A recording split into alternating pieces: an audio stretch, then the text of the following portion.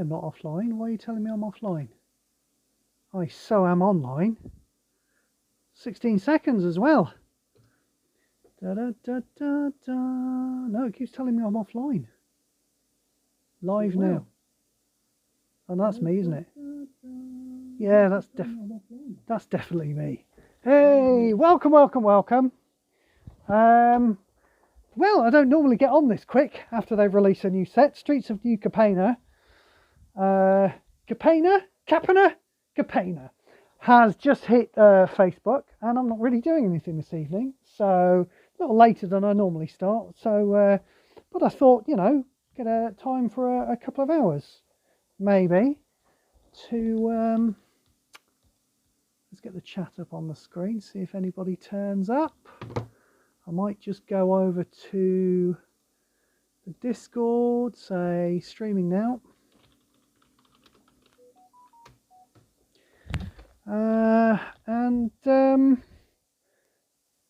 Let's just kick off, shall we, and see if people turn up. I'm not going to start with the cards anyway. I am going to start by going off to the forums, because for a change, it looks like they've actually decided to tell us what the new mechanics do. Ow! I've just walked into my Hoover that I've left in the middle of the floor, and it hurt. Ow. New content, here we go. Shield counter. When an opposing source would make this card take damage, be destroyed or lose shield. Prevent damage. Okay, so it works on creatures and supports, I suppose. That's what that means. Take damage or lose shield. Prevent that damage. Then reduce this card's shield counter value by 1. If it can't, it loses shield counter. When a card gains shield counter, the value is added to its other value. Okay, so yes, so as far as supports go, it's just like the support having more shields, isn't it?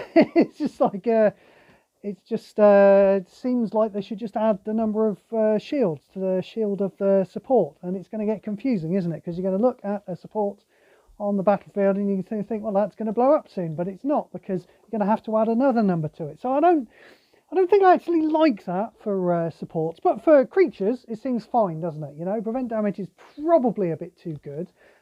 As a result of it probably being a bit too good, they never put it on any good cards. Well, you know, people are using Rem Carolus recently, aren't they? And there are things like Brash Taunter. Is it called Brash Taunter, the Goblin? I think so. There are things with prevent damage anyway, but yeah, making prevent damage a little less powerful as an ability, so it can be stuck on more things, I'm in favour of, I think. Let's move on. Alliance. When another creature comes into play under your control, or this creature is reinforced, perform the following effects. Yeah, okay, fair enough. Doesn't really seem like it needs its own keyword, but that's fine. Nothing wrong with that. It's just a thing. When you cast this creature, you may have it lose Blitz. If you don't, this creature gains haste and imminent death. When you have this creature, you may have it lose Blitz. If you don't, it gets haste and imminent death. When this creature dies or lures a reinforcement, if it has Blitz, draw a card.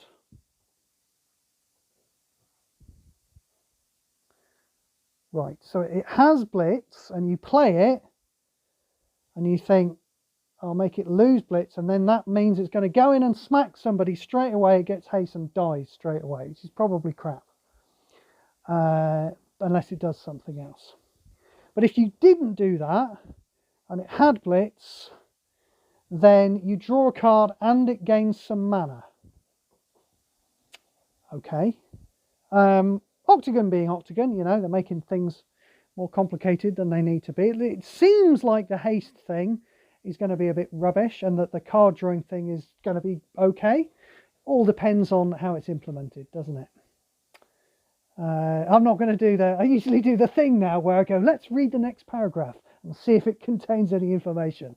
It never does it? Casualty. When you cast this card, I don't know why it's called Casualty and it's got a knuckle duster as a... I mean, oh, yeah, okay, I mean, I get it, but it's not quite the same, is it? It should be called Punch in the Face. When you cast this card, you may destroy target creature you control with power equal to or greater than this card's casualty value. Power equal to or greater. That's going to be the killer, isn't it? That's going to be the thing that when we actually look at the actual cards, we'll realise that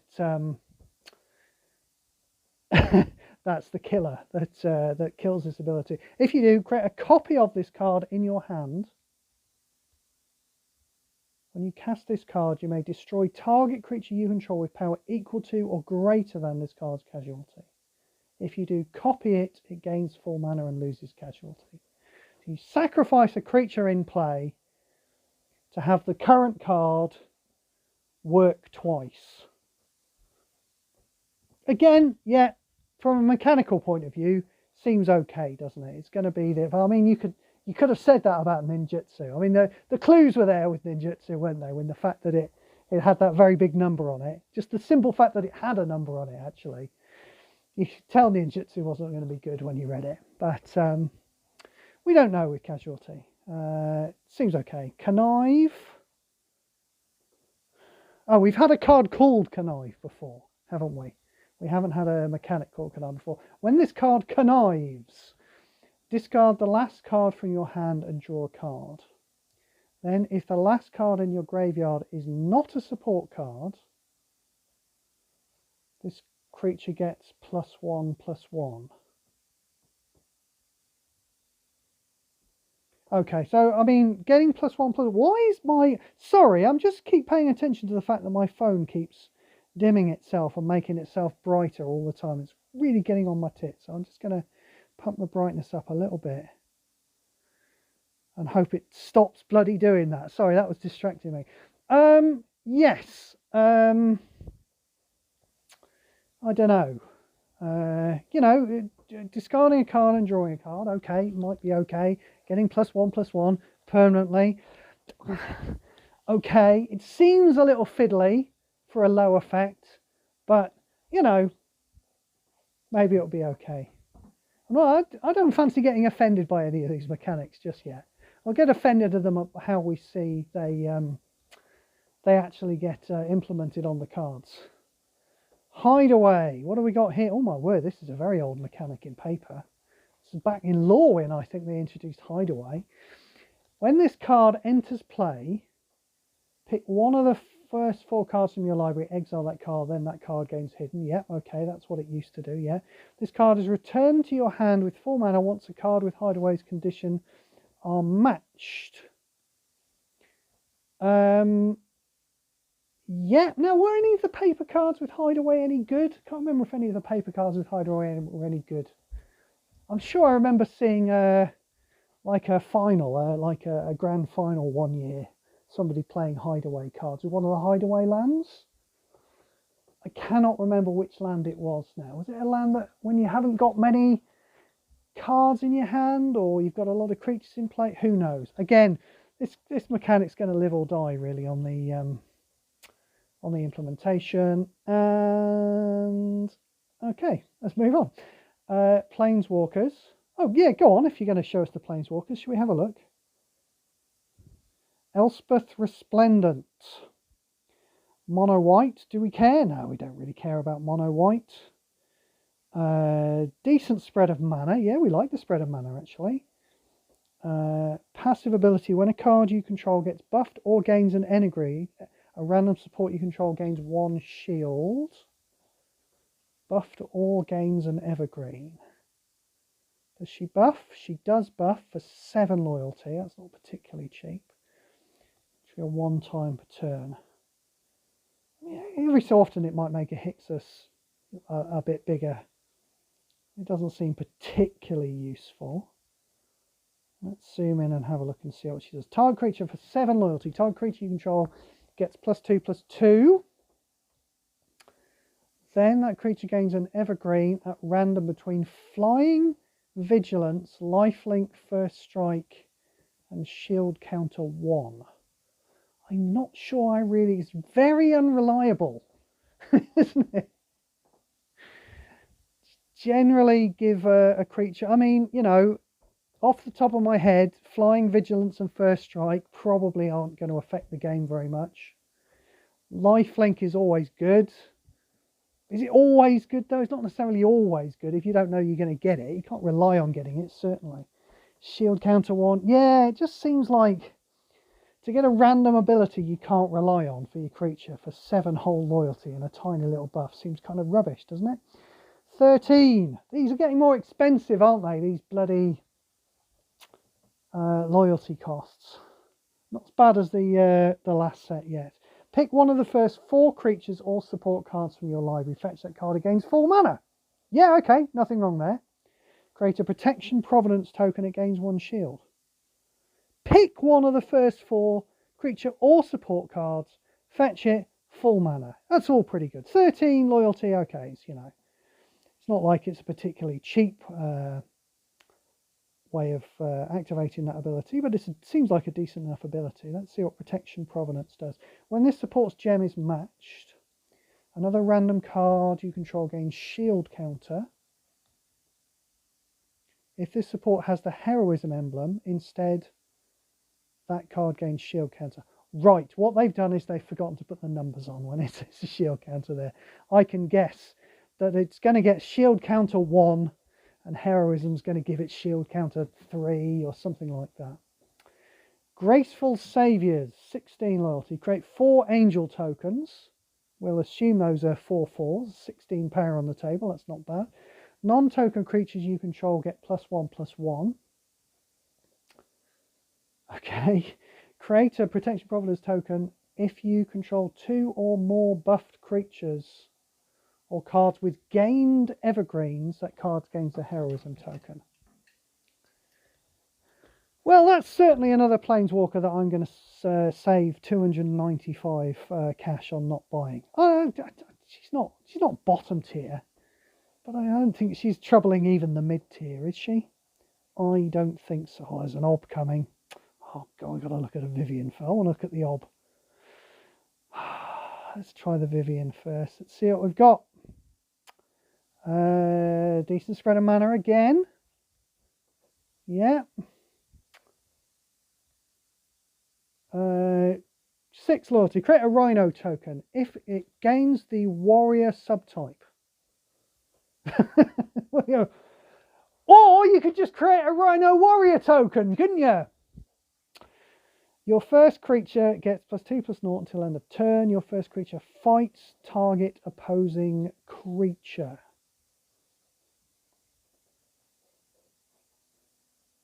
Okay. Meh. That's what I'm saying about that. I'm saying meh. Jungle in the City. Destroy the top 12 cards of your library. Return the last 2 creature cards from your graveyard to your hand. They gain X mana. As creature +3/+3. X is a number of creature cards in your graveyard. Yes.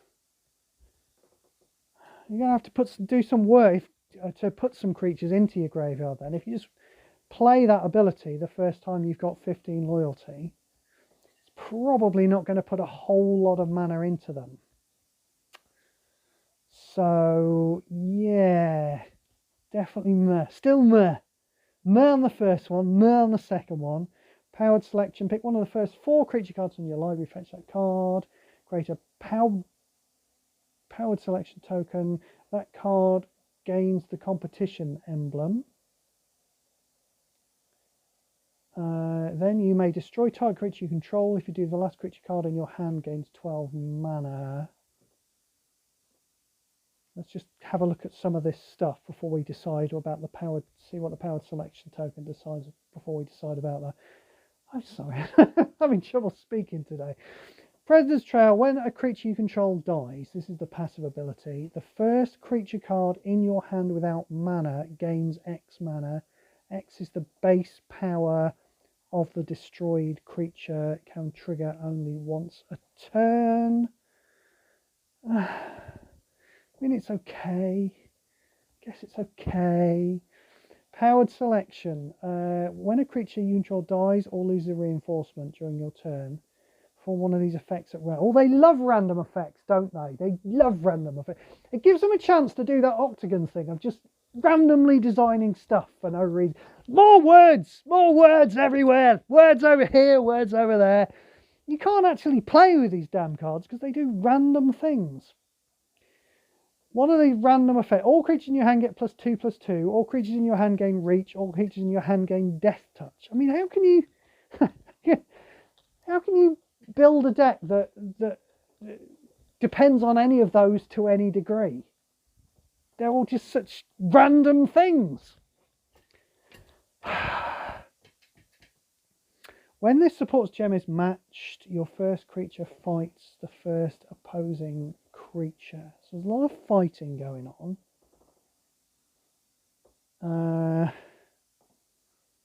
What did we have here? Powered selection token, which was the thing. That card gains a competition emblem. Oh, we didn't look at the... Oh, if it has the competition. Oh, right. When the supports gem is matched, if it has the competition emblem, then your first creature fights the first opposing creature. Okay. I don't like this thing about emblems. I don't like the way they do it on planeswalkers, you know. They have the planeswalker, have the planeswalker create the same type of ability. Like Lolth does this, doesn't she? She creates exactly the same support with her first and third ability, but it has the emblem one time and it doesn't have the emblem another time. You know, just, you know, create two different bloody supports. I mean, I get the point of emblems. You know, we all love playing with the Teferi Vanguard, don't we? And giving that the emblem, and all of a sudden it's the most powerful card in the entire game right now in Standard. But yeah, I'm not sure I like filling emblems all over Planeswalker abilities. Yeah, quick review of Vivian. And doing a lot of fighting, and fighting's great if your creatures are already more powerful than your opponent's creatures, in which case you're winning already, and it's crap if your creatures are less good than your opponent's creatures, in which case you're probably losing anyway. So yeah, don't like her at all, will not be buying her. Let's move on to Bad Boy Obnixilis. Sure, you all don't need me to tell you again how much I love the original Obnixilis, the mono black guy. A lot of people say that he's not powerful enough. These people are wrong. There may even be a video up somewhere on my YouTube channel which will explain why. But moving on, this guy is black-red, 109 life this time. Let's see what his passive ability is. I don't often get dual planeswalkers with passive abilities, do you? When you activate a loyalty ability, you may pay 6 loyalty if you do duplicate that ability's effect. You cannot choose new targets. I mean, okay. What do we have here? 8 loyalty. Oh, same spread of mana. Everyone seems to have this, well, very close to the same spread of mana, haven't they? There's been a couple of +1s, -1s different, but they're basically, you know, three decent pluses and, you know, two not so bad minuses, and they're basically all the same spread. 8 loyalty, debt open. Your opponent discards the last card that can be discarded from their hand. Terrible ability. Your opponent loses 6 life. Pointless. If you control a demon or devil creature, you gain 6 life. Otherwise, create 2 red devil tokens. Well, that's a pretty shitty ability for 8 loyalty, isn't it? Oh dear, this is not a good start of Nixilis. 8 loyalty for 2/1/1s. Not good. 17 loyalty now for 4 red devils. If this is a duplicated effect you use this turn, those tokens gain haste, berserker, and first strike. Blimey! So if you just pay 17 loyalty, all you get is 4/1/1s. I mean, that's shit, isn't it? That's really shit.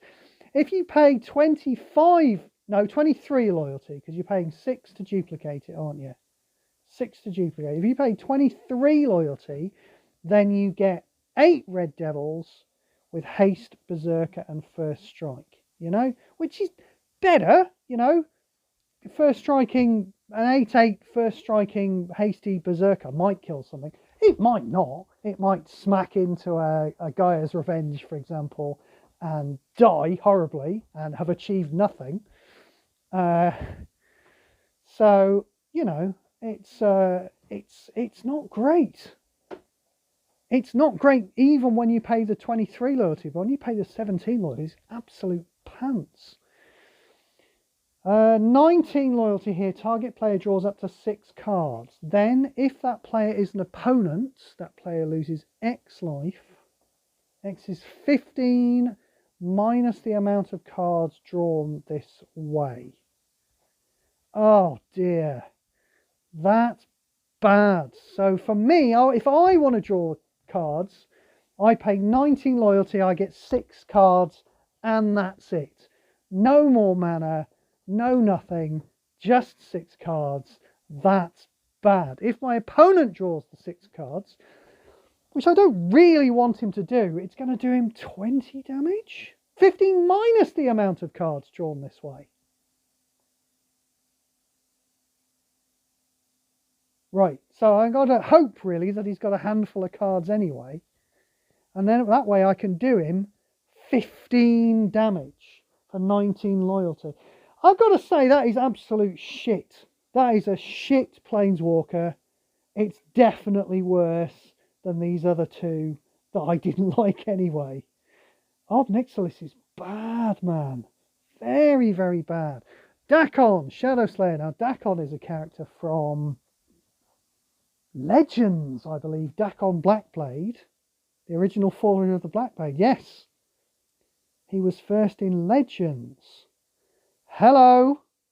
We have a 3-colour Planeswalker. We have a white, blue, black Planeswalker. Oh, that's quite exciting, isn't it? Those are some quite exciting colours, to be perfectly honest.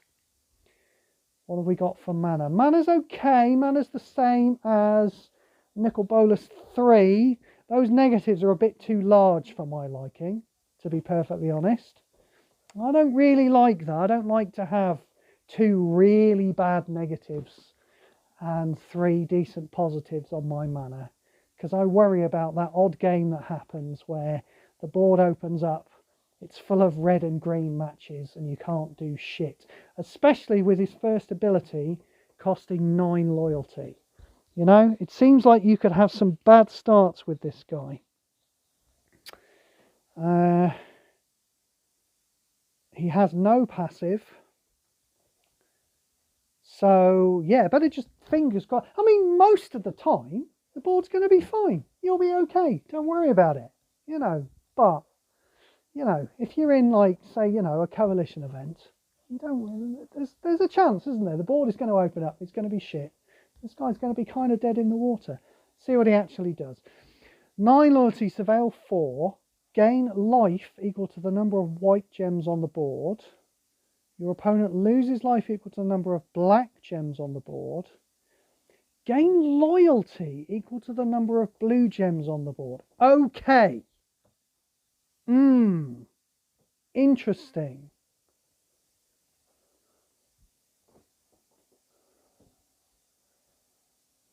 I mean, it seems like that first ability is going to pay for itself nearly, doesn't it? Yeah, it seems fair that you're going to get about 8 loyalty back for that first ability. You know, if there are sod all blue gems on the board, you just don't use that ability, do you? But it seems like you'll be able to spam that ability quite a lot. And that will result in you gaining a certain amount of life and your opponent losing a certain amount of life. I don't know. I'm intrigued by that, actually. It doesn't do very much. Surveil 4 isn't giving you cards, but it is improving the quality of your draws quite a lot. And yeah, I don't know. Seems like you're going to be able to pump that first ability out every turn or two. Don't know, seems okay. Moving on. Exile target creature. for 16 loyalty. That's perfectly decent. Then convert a gem to white, convert a gem to blue, convert a gem to black. Those are shit! Converting a single gem, absolute waste of time. If you exiled a creature you control, convert 3 gems to white, 3 gems to blue, 3 gems to black. That seems like a pretty shitty ability. I don't think 3 gems to white, 3 to blue, and 3 to black. Still not a great chance of getting a match off those. Is there? I suppose, yeah, okay, you do then get to take your turn after doing it, but I'm not sure I want to pay 16 loyalty and exile one of my own creatures to get that effect. So, oh, I've just broken this coat hanger that I've been twanging around as I've been talking to you. So yes, so 16 loyalty for exiling a creature is not so bad, but all this converting gem stuff is a bit pointless, really. Forged by Greed for 26. That's expensive. Destroy the top 10 cards of your library. Create a Forging the Black Blade token. This card gains a Darkness emblem. Right, I don't see why it wouldn't have the Darkness emblem then, but far be it from me to question what Octagon does. Oh no, that's my job, isn't it? That's what I do all the time, is question what Octagon does. Move the first 2 support cards from your graveyard to play under your control. Let's see what the Forging the Black Blade token does, because destroying 10 cards and getting 2 supports is not particularly great, is it? Beginning of combat on your turn, your first white creature gets +1/+1 for each white, blue, and black gem on the board. Yeah, that could be quite a lot. Then this support has the Darkness emblem. Opposing creature gets -X/-X. All opposing creatures get -X/-X. It's the greatest number amongst... Hang on. For each white, blue, and black gem on the board. Right, okay. So that might be quite big. You might get... Could it get +20/+20 off that? Seems like it might. Let's assume that's what it does. But opposing creatures only get -X/-X, where X is the greatest number amongst white, blue, or black gems on the board. It's probably going to be -8 or so. I don't know. It's for 26 mana, I'd like a proper board sweep that just fucking killed everything. Thanks very much. Yeah, as I say, I'm kind of intrigued about Dakon. I don't like that mana spread, and I don't like the fact that there are some games he's just going to have bad starts from. But, you know, maybe it's possible that you can scrabble up to 9 loyalty and then just spam that first. And it won't really matter that you've had a bad start, because you're gaining so much life and your opponent is losing so much life. You never know. And of course, he is a brand new mix of 3 colours, so we're all going to be buying him anyway. So, yeah, I don't think he's going to trouble the very top tier. But Madren, I'm sure, will put him right at the top of his bloody tier list, like he did with bloody Narset. Oh, Narset's so good. No, Narset isn't good. Narset is shit, Madren. So we won't be able to tell. We won't be able to tell what Madren thinks about this guy, because the only thing that matters to Madren is the fact that he's a unique combination of colours. I'll be buying him. I expect you lot will too. If you don't have a lot of cash to throw around, I won't be buying him for actual money. Don't be ridiculous. No, I'll be buying him for crystals. And if you're a mid-range player and you don't have a lot of crystals to throw around, I would probably say hold off and don't get him straight away. You know, certainly wouldn't buy this guy over, you know, Sarkhan, 3-colour Sarkhan, or Nicol Bolas, or somebody like that. Event, do I even care? Blah, blah, blah, blah, blah. Charges, blah, blah. Yep, and that's all that. Let's go and have a look at the cards. I wonder if this is going to remember where I was. No, of course it's not going to remember where I was. Here we go. Where do we click? I forget. Do we click? I think we click on the bit where it says 239 photos. And we click on the picture, and I think we're good to go. Let's have a little look. Now, we are hoping, aren't we, that this set is going to be considerably better than Neon Dynasty, which, now, right, I know my first reaction to every set is always that it's full of shit, mostly because I review all the commons and uncommons. You know, if I was just reviewing the good cards like, you know, like Goz does, and no shade Goz, you know, that's a worthwhile thing to do. Who would look at all the fucking commons and uncommons? They're a waste of everybody's time. So yeah, when I first look at cards in a set, I always say it's terrible. And then with the benefit of hindsight, sometimes it turns out the set was okay. You know, we had Crimson Veil, we had Midnight Hunt. With the benefit of hindsight, and only considering the effect that, you know, the good cards and the effect they had on standard, I think you'd have to say they were both pretty good sets. Neon Dynasty, even with hindsight, just crap. Just full of crap. It had the Kami War in it, which I've had some good use out of the Kami War. It's been nice to have a decent removal spell that you can play in every single colour, you know. So we're hoping for better. We're hoping for much better than Neon Dynasty, and it certainly looks like, for when we were looking through the mechanics, it looks like they've introduced a lot more mechanics. So hopefully there'll be no more bloody ninjutsu. There'll be no more. Wow, I would have liked some more good channel cards, but we don't want to see any more shit channel cards, do we? Let us crack on. A little chat. A wise decision, Your Majesty. Pick one of the first two cards from your library, then put the other one on the bottom of your library. Little too expensive at 5 mana. Make it like 2 mana, and it might have seen some play. Little too expensive at 5 mana, even with the casualty cost. That's casualty in it. Even with the knuckle duster cost of 1.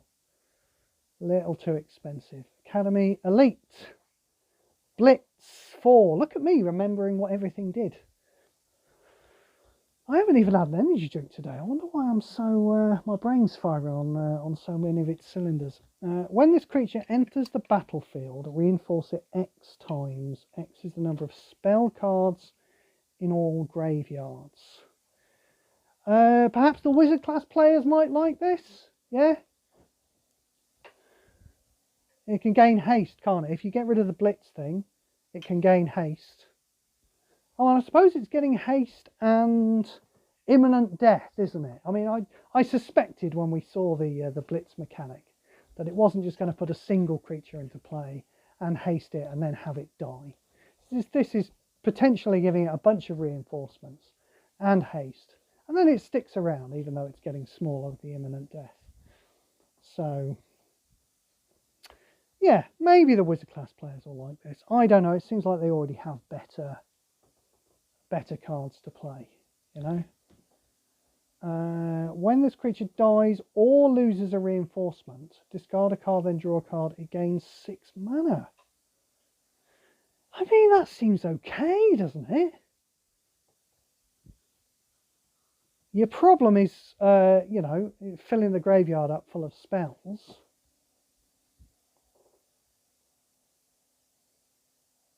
I feel like it's going to do a thing, isn't it? Don't imminent death cards, don't they trigger at the end of everybody's turn? I'm pretty sure that's how it works. So I'm pretty sure what's going to happen is that you'll play this. It'll discard a card and you get a card with 6 mana. And you'll go, yay! And then on your opponent's card, it will discard the card that had 6 mana and draw you another card with 6 mana, which might be quite irritating. Yeah, it might be okay, that. If there's a good way of dumping cards into your graveyard, which there might be. I think there's some graveyard dumping going on in this set. We'll find out as we go on. That might be one to watch. It's a masterpiece, and it might actually be not one to go after, but you know, maybe one to watch. An offer you can't refuse.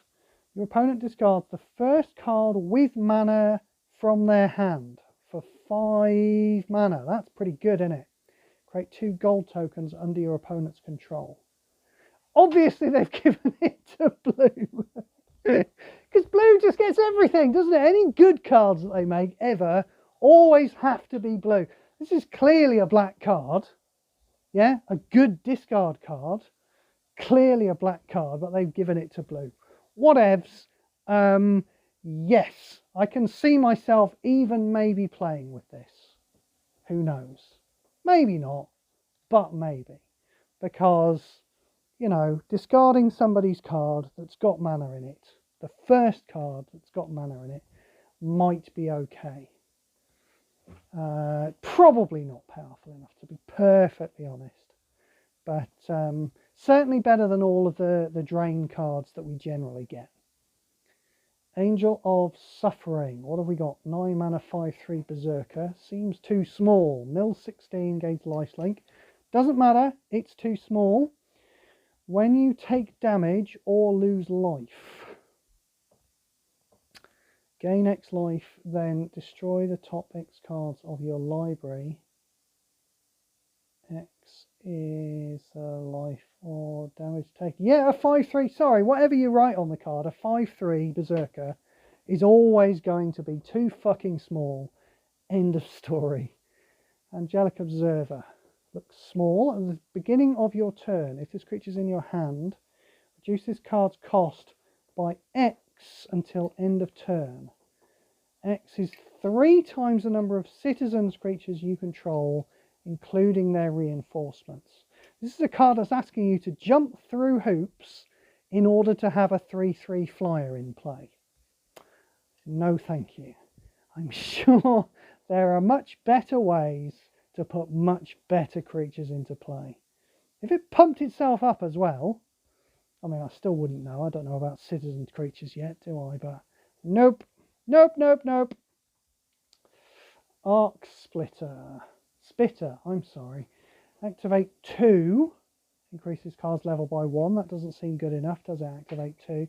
When a creature you control becomes blocked, deal X damage. Opposing creature, whatevs. Arcane Bombardment. When you cast a spell card, exile a random spell card from your graveyard. Then create a copy of X spell cards at random from your exile into your hand. These copies gain full mana. We like full mana. Full mana is a good thing to gain. X is this card's level. Then increase this card's level by 1. This effect can only trigger once a turn. So we've got something like a 1,000-year storm on our hands here, haven't we?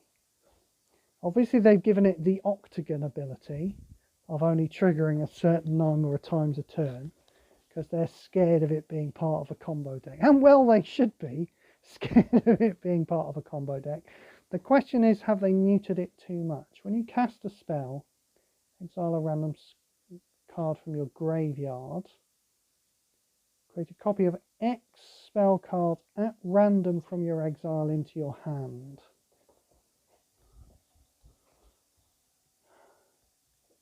I mean, I'm not going to play with it. I think it's just going to fall between the two spells. The Timmy players and the Johnny players, it's not going to be powerful enough for them, you know, because you can't combo off with it. But for the Spike players, they want it to just fucking do something straight away. That's what Spike players want, and they're certainly not going to wait for this guy. So I'm going to go out on a limb and say it's not going to see a lot of play. Maybe I will eat those words, but no, I'm generally unimpressed. This is a 2/1 with Alliance. Now, what was Alliance? Alliance was when you play it, you draw a card or something. I can't remember. Let's go and have a look.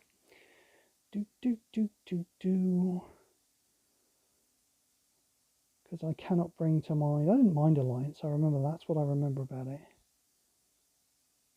Oh, just when something comes into play or when you play another creature, then do the thing. Right, that's all it means. Okay. Great. So they just made it kind of more difficult to fucking tell what it does by reading the card. That's all this. Yeah. I mean, they love writing words on cards. Why have they chosen this card to take some of the words off and hide them behind hypertext to confuse people? You know, they haven't even had to make the text small on this card. I can still read this without my glasses on. This creature gets +1/+1 until end of turn. Whatevs. Aven Heartstabber. This is a 1/1 with Berserker. This is going to need some stuff, isn't it? At the beginning of your turn, if there are 5 or more different cards in your graveyard, this creature gets +2/+2 and gains Death Touch. When this creature dies, destroy the top 2 cards of your library, draw a card. Yes, see, the problem with this is that there are cards that just kill things that cost about 7 mana. Why would you want a card that it's a bit difficult to kill things with? Yeah? What's the thing in... there's one in Origins, isn't there? For 8 mana. Destroy target creature, it says on it. And it's rare. You know? Why would you want this and make it, you know, a little bit difficult to kill something when you just go, blam, that's dead. Crap. It's crap. Not playing it. Backstreet Bruiser. It's a cephalid, apparently. It doesn't look much like a cephalid. I suppose it's got tentacles coming out of its mouth. Okay, fair enough. It cannot attack. Ooh. Beginning of your turn, if you control a buffed creature and a creature that gained a basic evergreen, this creature loses can't attack. Yeah, well done. That's a total waste of space. Good work, Kevin. When this creature attacks, this 12 mana 3/5, if your opponent doesn't control a creature with Defender, Reach, or Vigilance, it gains lifelink. Your first other creature gains lifelink until end of turn. Otherwise, this creature gains first strike. Now, they think they're being clever here, don't they? Yeah, they think they're being clever, but they've forgotten the fact that what you're giving first strike to is a 3/5 creature. That 3/5 creature is probably going to die. If it matters, I mean, I don't know what to tell you, honestly. If you're playing a card like Ballroom Brawlers, and your opponent is playing, say for example, a Backstreet Bruiser, if those are the kind of games you're playing, then up your game, seriously. I mean, if those are the kinds of games you're playing, you can't be doing particularly well in tournaments. Yeah, you need to be getting better prizes so you can afford better cards. So start playing with better cards than these cards straight away, because there are many cards better than these cards, even at these rarities. Start playing with them and not this. Yeah, I mean, just have a 3/3 lifelinker. Yeah, what's the one again? There's War Oracle. Yeah, it's a 3/3 lifelinker, and it turns into a 5/5 lifelinker after it's attacked from Origins, and it's got a lot less words on it, and it's just a better card. Big score. Okay, it's reminding me of a tick for some reason. The artwork there. I like the artwork. 6 mana. Discard a card. Create 2 gold tokens. Draw 2 cards. If you control 3 treasures, draw 3 cards instead. Too expensive. I wouldn't mind some of these cards that discard cards and draw cards that they make in red. But they need to make them better than the ones that just draw cards that we have in blue, really. Thrilling Discovery was okay, but the main thing that made Thrilling Discovery okay was that it kicked off the combo that we were all building with Curse of Vitality. You know, Thrilling Discovery was not a terrible card. Big score, not good enough, I'm afraid. Black Market Tycoon, 6 mana, 2/2. At the beginning of your turn, take X damage. I don't really want to. Actually, X is the number of treasure cards you control. Activate 4, create a gold token. Yeah, no. No, no, no. Not really. Body dropper. Devil Warrior. When a creature you control dies or loses a reinforcement, this creature gets +1/+1 permanently. Activate 3. You may have target creature you control gain imminent death. If you do, this creature gains menace until end of turn. Menace! That's exciting. Boon of safety. Target creature you control gains shield counter 1. Fetch the first card from your library. Honestly, I've seen worse. You know what I mean? Just give something a shield. You know, we've had things that we've had cards before that say give something prevent damage until end of turn. They're a bit pointless, but giving something prevent damage until it gets hit. I've seen worse cards than this. You know, 4 mana. It's okay for a card that immediately replaces itself. Yeah, I'm not offended. Bootlegger's Stash. At the beginning of your turn, the first land support in your hand gains 3 mana. When you match a land support gem, gain 3 gold tokens. Yeah, I think the problem with this card is that it's not better than just having another land in play. You know, having a deck with 3 lands in it and this card is probably going to be worse than a deck with 4 lands in it, to be perfectly honest. I mean, I'm not into gold tokens. Is anyone into gold tokens? I mean, I'm not saying I'm not into old Norbones, yeah, but there's a difference between creating 3 gold tokens and immediately filling the entire board full of gold tokens, isn't there? I feel like there's a difference. So, yeah, I do not like Bootlegger's Stash. We shall move on. At the beginning of your turn, convert 2 gems to green or white. Now, that is a shame, isn't it? I mean, that's poor. When this support is destroyed, draw a card. This is clearly going to be part of a cycle, and it's bad. It's bad in many ways. 10 mana is a little too much for a land. 2 shields is definitely too few for a land. Converting gems to one or another colour, just 2 of them to one or another colour, is the worst way to try and get a match. This is a bad land, and I don't like it. I mean, that said, when mastering cards, I do quite like to come across bad lands, you know? Like bad cards, when you're mastering cards, there's a lot of bad cards that you have to play.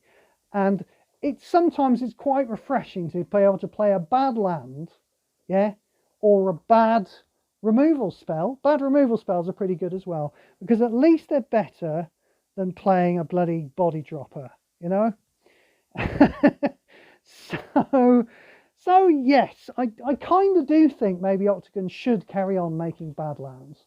I just feel that because I'm seeing this bad land now, we probably aren't getting any good lands in this set. There's still room for a cycle of good lands in this set, but it's unfortunate that one of the cycles of lands is obviously going to be so bad. Bouncer's Beatdown.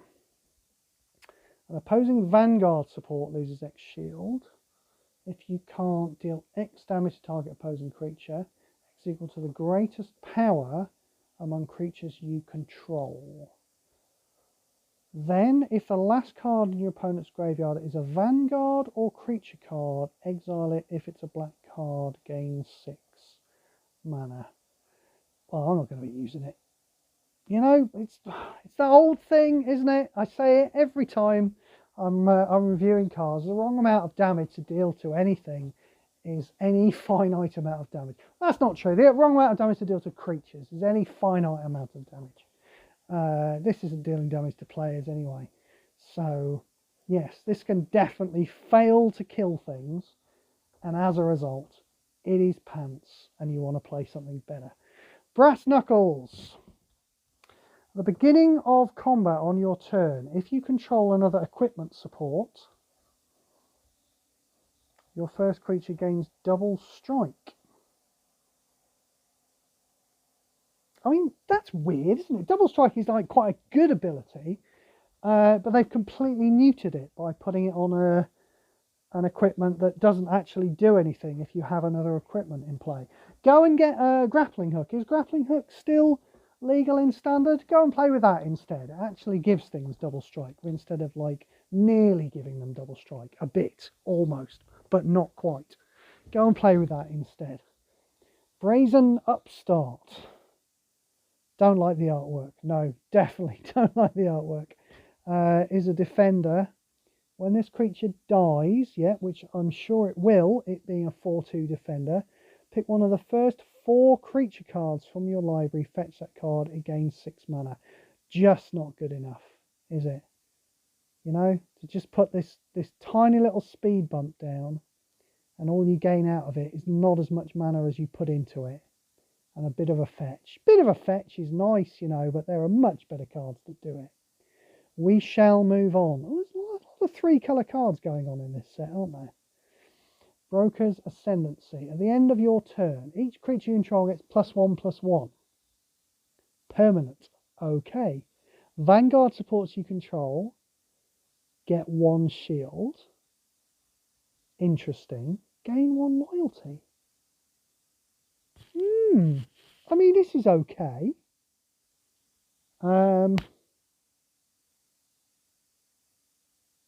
Yeah, it's okay, but it doesn't do anything on its own. So, you know, those games where you're being beaten up, those games you're actually in danger of losing, this isn't going to help you in the slightest, is it? It's not a terrible card. I'm not going to play with it. And it's all very well saying, yeah, well, look, Vanguard support's getting a shield. Or, you know, you can power up your Tameo faster, and you can power up your Teferi faster, but they power up themselves anyway. You could have put a card in your deck that helped defend you while you were waiting for those things to power up on their own anyway, rather than this thing, which just kind of speeds it up. And you're going to look at this, seriously. You put this card into a deck, you are going to look at it, that first game you have where Greg gets a massive cascade and you're losing terribly, and you're going to think, what was I doing putting this card in my deck? Interesting. Interesting, not for me. Broker's Charm. If there are 6 or more green gems, now that seems like 6 or more seems like a number that's probably going to happen in it. Yeah? Probably going to happen. So it's probably going to do all 3 of these effects. Is it probably going to do 2 of these effects? It's probably going to do at least 2 of these effects. Maybe it won't probably do all 3. I'll have to see. I think there's a good chance it'll do 2 of them. If there are 6 or more green gems, your first creature gets +1/+0. Deal damage equal to that creature's power to the first opposing creature. Right? Don't really like that first effect. 6 or more white gems destroy an opposing enchantment card. Nah. 6 or more blue gems draw 2 cards. They gain 6 mana. So I mean, I guess it's okay. You're going to want those 2 cards, aren't you, for 6 mana? Otherwise, it's pointless. That's the one you have to get in order to consider this a good value card. There's a decent chance you will get it. Of course, you don't have to play the card if you can count the gems on the board. It's a bit of a pain in the arse having to count the gems on the board. It'd be nice if this card went pling like Delirium used to and told you that... did Delirium even used to do? Maybe Delirium didn't even used to do that. I don't think it did, actually. Maybe that's my brain that's just made that up. It'd be nice if this card just lit up areas of the card that told you what you were going to get out of it when you cast it. But then, of course, that would change when you made your match for your turn. So, yeah, whatever. Yeah, might be okay. Oh, hello, what's happened there? Oh, God. Go back to the link. Or click. the thing that says photos. We'll go back into the Facebook app. Oh, I've got to scroll through now. No. Might be okay, to be perfectly honest. I like 2 cards and getting both and getting 6 mana for 9 mana seems okay. And throw in destroying an enchantment is okay.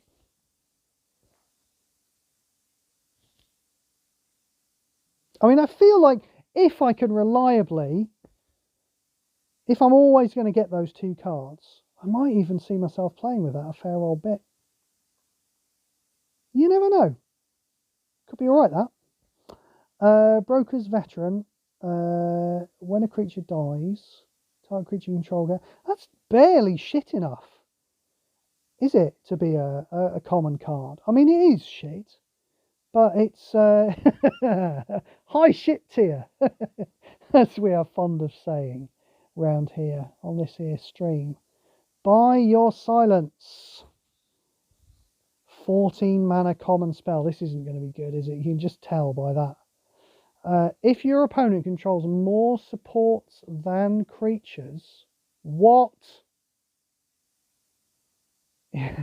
Exile an opposing support card at random. Oh, okay. Otherwise, exile target creature. Well, I'll tell you exactly what that's going to do.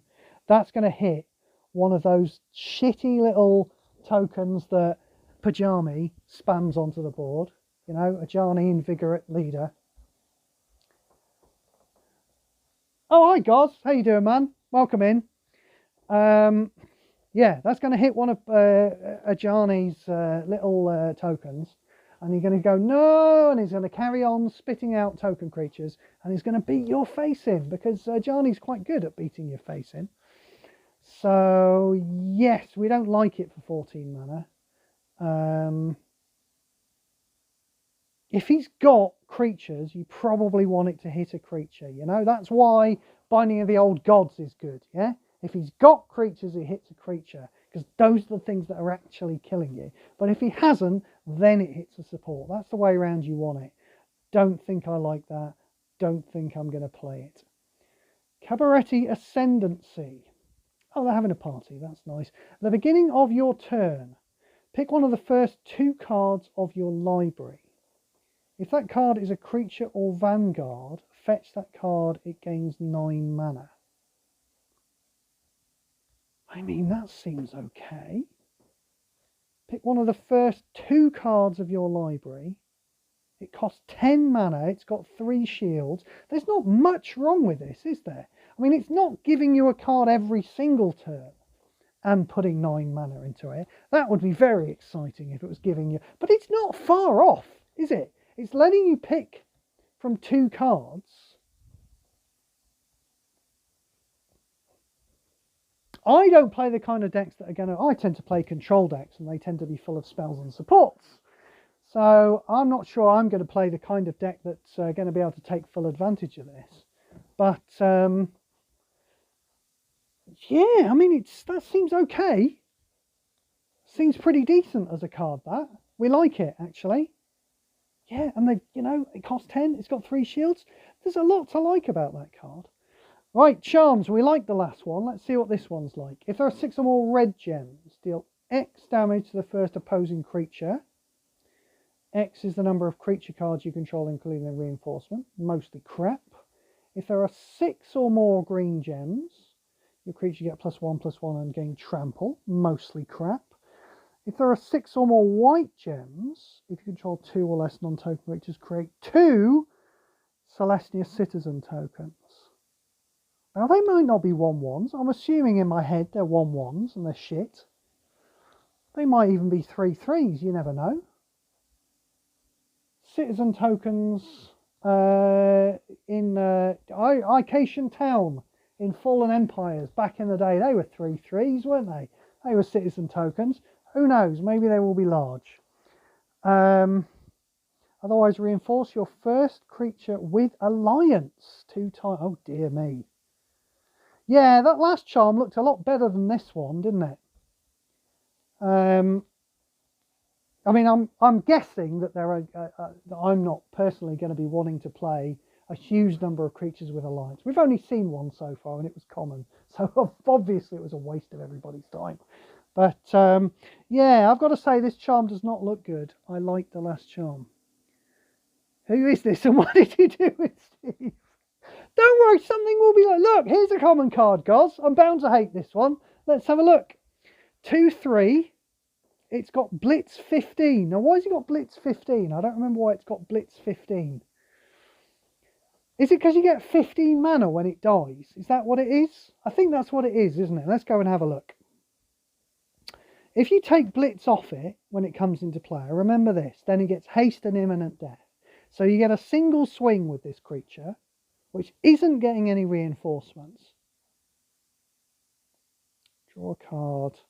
Gains mana equal to this card's Blitz value. Yeah, that's a bit weird, actually. This seems like a bit of a triumph of Octagon design, doesn't it? Because if you take the Blitz off it,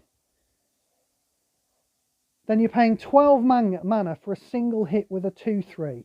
It gets +2/+2 for something permanently, but that's not a big thing. So if you take the Blitz off it, you get almost nothing. But if you leave it with Blitz, then you would get quite a nice big card when it dies, but it's not going to die, is it? Because it's just a 4/5 creature. It's just going to hit your opponent. It's just going to inefficiently hit your opponent and not engage in combat. So nothing's going to make it die particularly. So, yeah. Put a bit more thought and effort into your Blitz cards there, Octagon. Call in a professional. That's what I've got to say to you. Each opposing target loses and can't gain prevent damage. Oh, I was wondering if they're going to do shield counters as well. Each opposing target loses and can't gain shield counter until end of turn. This is going to be a thing that they regret doing, isn't it? That what they've done with shield counter is just diversified prevent damage. So now they have to mention both of them on every card that affects them. And then they're going to forget. After a set or two, they're going to forget. And the whole thing's going to just be a total clusterfuck. Players can't gain life until end of turn. Well, who cares about until end of turn? They want something that stays in play that does that. An opposing Vanguard support loses 3 shield if you can't deal 3 damage to it. It's just a wide variety of shitty effects. Nobody cares. Call in a professional? Yes, you should have done that. Case the joint. Draw 2 cards. You gain hexproof until your next... Oh, dear me, no. Dear me, not for 13 bloody mana. No, no, no, no, no, no, no. Celebrity Fencer. This creature gets +1/+1. This is the second common alliance card we've seen. If they're all going to be like this, if they're all just going to be shit cards that get +1/+1, then they shouldn't have bothered, should they? Celestial Regulator. When this creature enters the battlefield, disable the first opposing creature until end of turn. Yeah, we would have preferred until the end of your next turn. To the beginning of your next turn. If you control a creature with shield counter... okay, yeah, there it is. A creature that gained a basic evergreen or a buffed creature. What is this with a creature that gained a basic evergreen? They really think they're onto something here. What's wrong with just having a creature that has a basic evergreen? Why have you got to be gaining basic evergreen? I'm not going to be spending my time, the time that I should be spending like winning games and putting actual resources into play. Yeah, bloody making my creatures gain evergreen abilities. Sod off, I'm not going to be spending time doing that. That is a pile of shit. Moving on. Cement shoes. At the beginning of combat on your turn, your first creature gets +3/+3 until end of turn. Now, I have a bone to pick with this card. This isn't what cement shoes are about, is it? You don't give people cement shoes if you want to make them more powerful, do you? That's not what it's doing. That's quite a boost though. So +3/+3 for 4 mana. is quite a boost. At the end of your turn, your first creature gains can't attack and can't block. Right, well, that's certainly why. Okay. That's certainly why it was quite a boost, is it just becomes shit. When this support's gem is matched or destroyed, your first creature loses can't attack and can't block. Well, I mean, obviously it does. Well, I mean, you'd think. Got this weird, why don't they like just having cards give cards effects? We're all used to that. Your first creature gets +3/+3. We're all used to that from Magic. Cards like that exist in the game of Magic Puzzle Quest. Why are all equipment these days like triggering every time at the start of your turn? I don't get it. This is shit. Moving on. Cemetery Tampering. This is a hideaway card. This is our first hideaway card. At the beginning of your turn, you may destroy the top 2 cards from your library. Then, if there are 20 or more cards in the graveyard, move the first card with hidden from your exile to your hand. That card gains full mana. So it's not a particularly great way of dumping cards into your graveyard. 2 cards per turn for 8 mana. There are better. We're used to better. Our Throne of Bone was 3 cards, wasn't it? 3 cards a turn into your graveyard. And then eventually, after 10 turns, or, you know, maybe considerably less later in the game, you're getting 3 cards. You still have to wait a turn. Yeah, even in the late game, even if there are 20 cards in your graveyard, you'll play this. You're still going to have to wait a turn to get that free card. I mean, I would just hope. I would hope there are better ways of throwing a load of cards into the graveyard than this one. It just seems a little low power, you know. I mean, obviously, just to get a card and give it full mana, that's not really where our interest lies in this card. We would be interested in doing that and dumping cards in the graveyard as well. Yeah, let's hope there's something better coming along later on. My word, there's a lot going on in the chat. What's going on? God says there are so many broken cards in this set. And I only looked at the mythics. Well, that's where the broken cards are going to be, yeah. Fair enough, I suppose. At the beginning of your turn. There it goes again. Just give the creature +2/+1. I think they've forgotten how that code works. I think that's what it is. And gains trample. If that creature is a citizen, you gain 3 mana. Yeah, dull, but, you know, dull, but not the worst equipment in the world. No, it's very dull, isn't it? Trample. Who needs trample? Give it something interesting like double strike or, you know, lifelink or something like that. Nobody's going to be playing with that thing. Citizen's Crowbar. When a support enters the board, if you control 2 or less non-token creatures, gain a Celestia Citizen token. I'd really like to know if those are 1/1s or if they're bigger. We'd like it to be bigger. The fact that this is on an uncommon card leads me to believe that it's probably a 1/1 token, isn't it? Otherwise, reinforce your first creature with Alliance. Blah. At the beginning of your turn, your first creature gets +1 on the turn. When the support is destroyed, destroy a random opposing support with artifact or enchantment subtype. Oh, it has 1 shield. Right. No, I mean, it's... no, if I want to destroy an artifact or enchantment, I probably want to do it straight away. I don't want to wait around for this thing to probably die soon, but maybe get stuck in the corner and not die and then not have the effect of killing the thing. I don't care about something getting +1/+1. And I'm pretty sure I don't care about a citizen token, even if it was a 3/3, which I really don't think it is. Civil Servant. When this creature attacks, you may disable another citizen creature you control. If you do, this creature gets +1/+0 and lifelink. No, just give it lifelink. Just make a lifelink creature. Go on. When was the last time they actually did that? You know? And just made a creature. You just said 3/3 lifelink on it. How hard is that? Just make one of those. We'd like it. It would be good. Cleanup Crew. When this creature enters the battlefield, destroy an opposing artifact card at random. If you can't, destroy an enchantment. If you can't, exile the first card in your opponent's graveyard. I mean, it's too expensive, isn't it? It's too expensive. Conclave Naturalists is just a much better card than this. We don't care about that extra little bump of power that you've got on this card for too much more mana. We're going to be playing with Conclave Naturalists. You're never going to get the 8 life off it.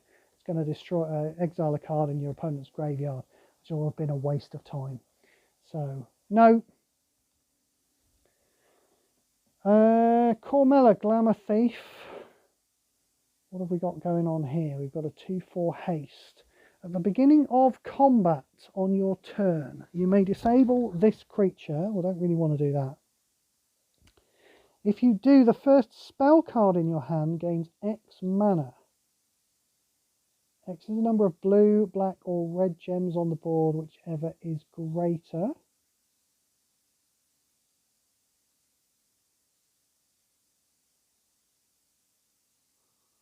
I mean, my gut feeling is I'd rather be playing with a land, to be perfectly honest, you know. It's not a bad amount of mana to be gaining. As I say, off the top of my head, I'm going to say it gains about 8 mana. It seems like it would, doesn't it?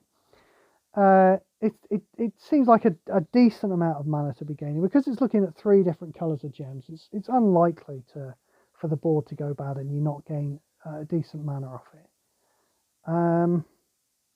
But it is a small creature that's doing it. That's taking up one of your creature slots and costs 13 mana. So my gut feeling is I'd just much rather be playing with a land. Turn the first spell card from your graveyard to your hand. Yeah, it's basically nothing. Corpse Appraiser. Yep, there he is, appraising the corpse. He's having a good appraise there. Just got to appraise this corpse first, I think. When this creature enters the battlefield, pick one of the first 4 different creature cards from your opponent's graveyard. Exile that card. Then destroy the top 2 cards of your library. I thought it was going to do something with those cards. Who cares about your opponent's graveyard? Do something with them. So the top 2 cards of your library, draw a card. Yeah, a bit of a waste of time, actually. Corpse Explosion, love it. Exile the last creature card from your graveyard.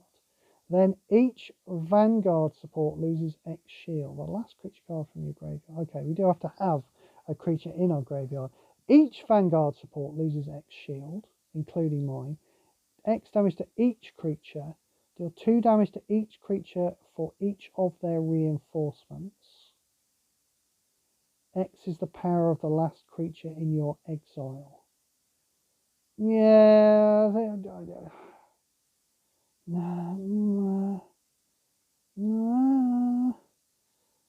I don't see myself playing with this. It's the power of the last creature. Yeah, just, it's hoops, isn't it? It's hoops and just being careful. As a control player, there are already so many very precise and much and easier to play with ways of getting what you want off the board that I don't need to go near this thing. And anyone who's not a control player probably doesn't fucking care anyway. Courier's Briefcase. When the support enters the board, create a citizen token. Yeah. At the beginning of your turn, if you control 5 or more gold tokens, you may destroy 5 of these tokens. Draw 3 cards, again 6 mana, destroy this support. When you match this support's gem, gain 3 mana. Well, it doesn't actually create gold tokens. What a waste of space. Crew Captain. When this creature enters the battlefield, it gains prevent damage until the end of turn. What a fucking waste of time that is. Cut of the profits. What are they doing to that guy? What's going on there? I don't even know what's happening in that picture. Draw X cards and lose X life. Hello? Hang on. Draw X cards and lose X life. X is this card's stored mana. And it's got Knuckle Duster 1. So we can pay 6 mana to draw 3 cards and lose 3 life. That seems like a fairly decent deal, doesn't it? We've had that before, haven't we? Draw 3 cards, lose 3 life. Wasn't there a card called Dark Bargain or something like that? Right, I didn't touch that. I didn't do it. My hands weren't even near the bloody screen then. I don't know why that happened.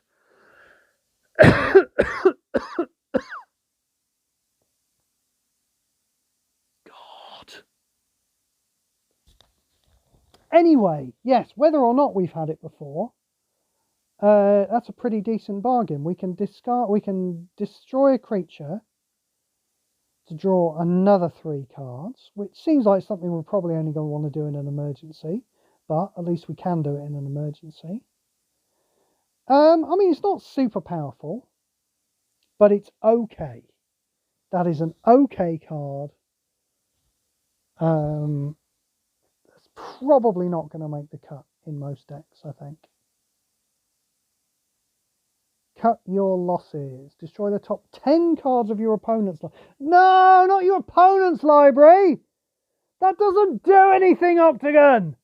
Top 10 cards of my library, that's what I want to blow up. Convert 10 gems to blue.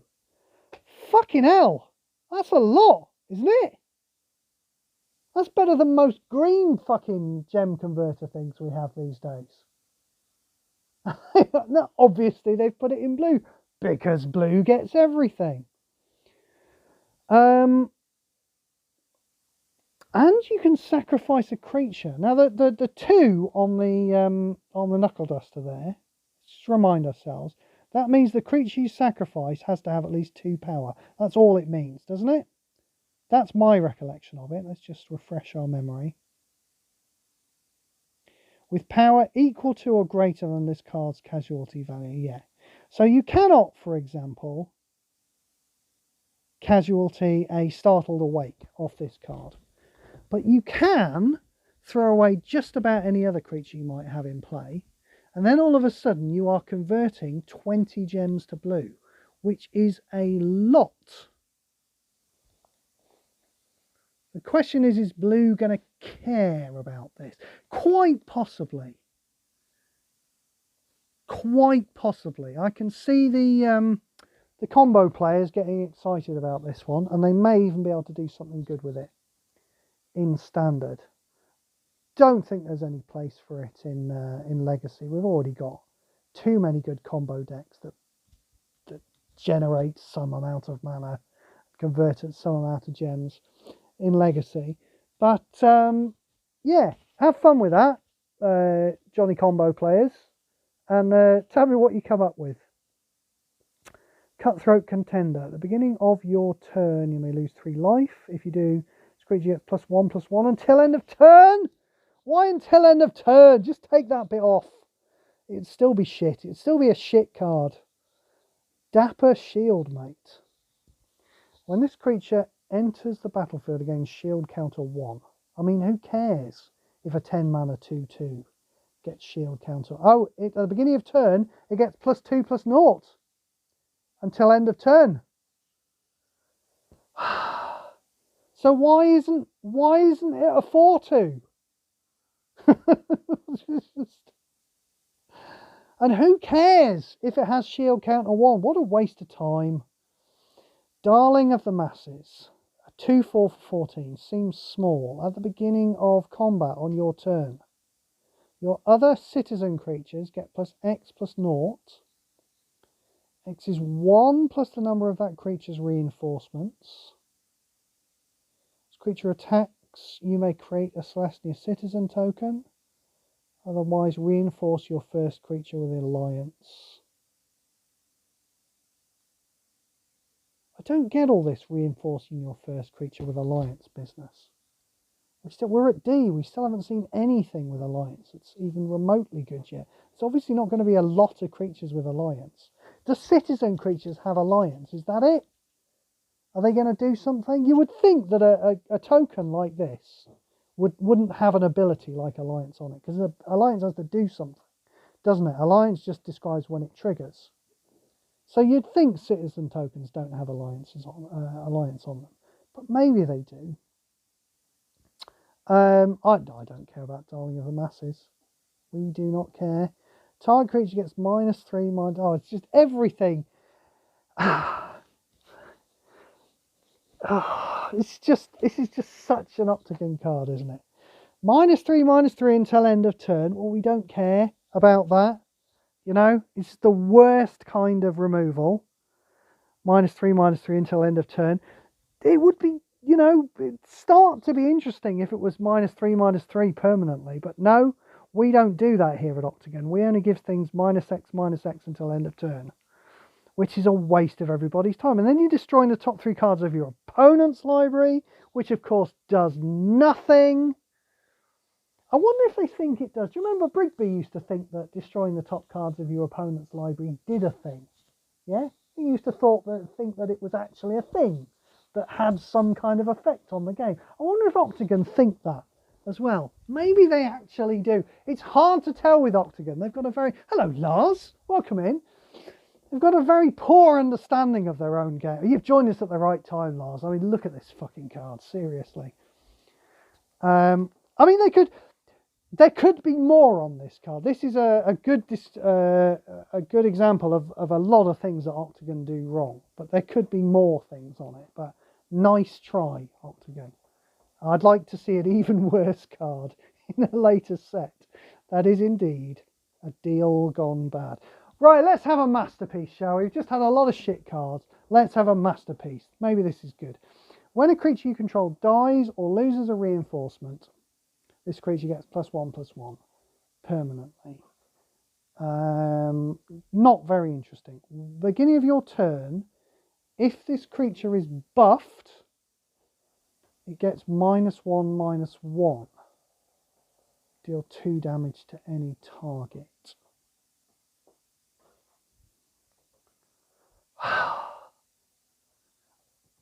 You remember earlier when I was saying about bad lands, yeah? About when you're mastering cards, even bad lands are alright. You're filling your deck full of unmastered cards. This is the kind of card you won't mind playing when you're mastering cards. You'll look at this card, you think, oh, this is actually one of the best cards out of the 10 unmastered cards that I'm playing at the moment. But it's not good by any stretch of the imagination, you know? Cards that are only good for mastery decks shouldn't be printed at masterpiece level. Yeah, they can be rare at most, I think. In fact, rare's pushing it. They should be uncommon, really. But masterpiece, no, that's a waste. Depopulate. If you control a multicoloured creature, draw a card. If your opponent controls a multicoloured creature, your opponent draws a card. Destroy all creatures. Now, does that destroy all creatures? I can't tell. The way it's written, it seems like if you have a multicoloured creature, you draw a card. If your opponent has a multicoloured creature, then he draws a card and you destroy all creatures. Yeah? That would be bad. But if it just destroys all creatures, I mean, then, you know, then that's okay. I mean, it's an expensive Vanquish the Horde, though. You know, it's not a good card that destroys all creatures. But, you know, cards that destroy all creatures, never going to be awful. Like I say, bad removal. Fine for mastery decks. So, as long as it destroys all creatures, it does at least have the decency to be a bad removal card that won't see much play. But, you know, you'll get 8 games or 16 games for a rare? 16 games of mastery with a removal card, with a reset switch in your deck, this is better than a lot of things. So there you go. Devilish Valet. Alliance. Double this creature's power. What, from 1? Double this creature's power from 1? Thanks.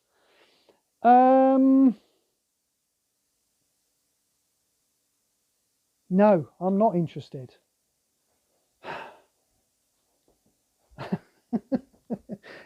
If I've got a bunch of cards in my deck to increase the power of this creature, yeah, so that I can double it and for it to be impressive, why don't I just cast them at a better creature? Just not have this creature in my deck. That's what I ask you. Dig up the body. Destroy the top 2 cards of your library. Then pick one of the first 2 creature cards from your graveyard. Move that card into play. Oh, that's what we like to see, isn't it? That's quite good for a common card, isn't it? Now this has the old knuckle dusters on it. One of the first 2 creature cards from your graveyard. So you're playing this. You're going to be a bit upset if you play it turn 1 and it doesn't hit anything. It's not digging a long way, is it, for destroying the top 2 cards of your library. But there are things you can use to put cards into your graveyard. And then you can destroy a creature and do the knuckle duster thing. Casualty, that's what it's called. Yeah? And then you get to destroy another 2 cards from your library. You probably just put back into play the creature you destroyed, don't you? That's probably what happens. So that does mean you lose a turn of attacking with that, but it does at least mean it doesn't whiff when you copy it. But there's that chance you might be able to put something better into play. I mean, yeah, for a common, it's pretty damn good, actually. Pretty damn good for a common. Disciple, Disciplined, Duelist, Double Strike. Double Strike and Shield counter. Yeah, probably okay, isn't it? I mean, you know, we've had 6 mana, 2/2 double strikers before. The shield counter doesn't really make a whole lot of difference, does it? Probably just not quite good enough. Double strike's a nice ability, and this probably just isn't quite good enough to ever see play for any reason. Everything's got shield counter 1, hasn't it? They didn't feel like putting shield counter 3 onto anything, did they? I mean, the problem is that, you know, prevent damage has always got this problem that, like, I don't want to deal damage to things. Dealing damage is shit, and so I don't deal damage to things. I use cards that just kill things anyway, yeah? And that completely circumvents shield counter. So, yeah, they wanted to put shield counter onto some defenders, yeah? That's what I really wanted to see. You know, when I read about the thing, I want to see like a nice big fat defender with shield counter 3 on it. That's what shield counter should have been used for. Putting it on something like this seems like a total waste of time. Dusk Mangler. Costs 18 mana. That's too much. When this creature enters the battlefield, perform a random effect. Your first other creature gains imminent death. Discard a card, you lose 3 life. Okay, well, do you know what? That's not even quite so bad as normal, actually. Because losing 3 life is kind of nothing, and discarding a card is kind of nothing. You don't want another creature to gain imminent death. But that's the only bad, it's the only seriously bad effect. So you could actually build around that if it mattered, which I'm sure it won't. Then, the first opposing creature gains imminent death. Your opponent discards a card, your opponent loses 3 life.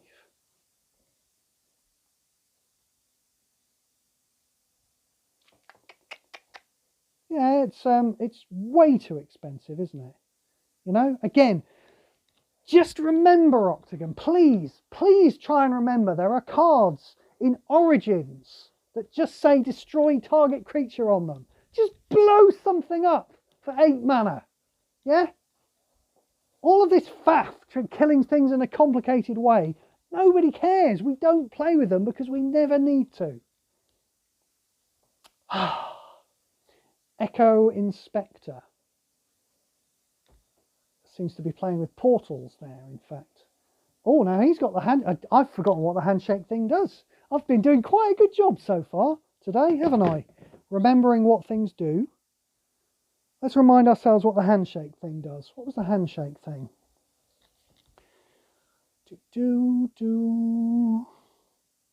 Blitz. Connive. When this card connives, discard the last card from your hand and draw a card. If the last card in your graveyard is not a support card, this creature gets +1/+1. I mean, that's just pointless.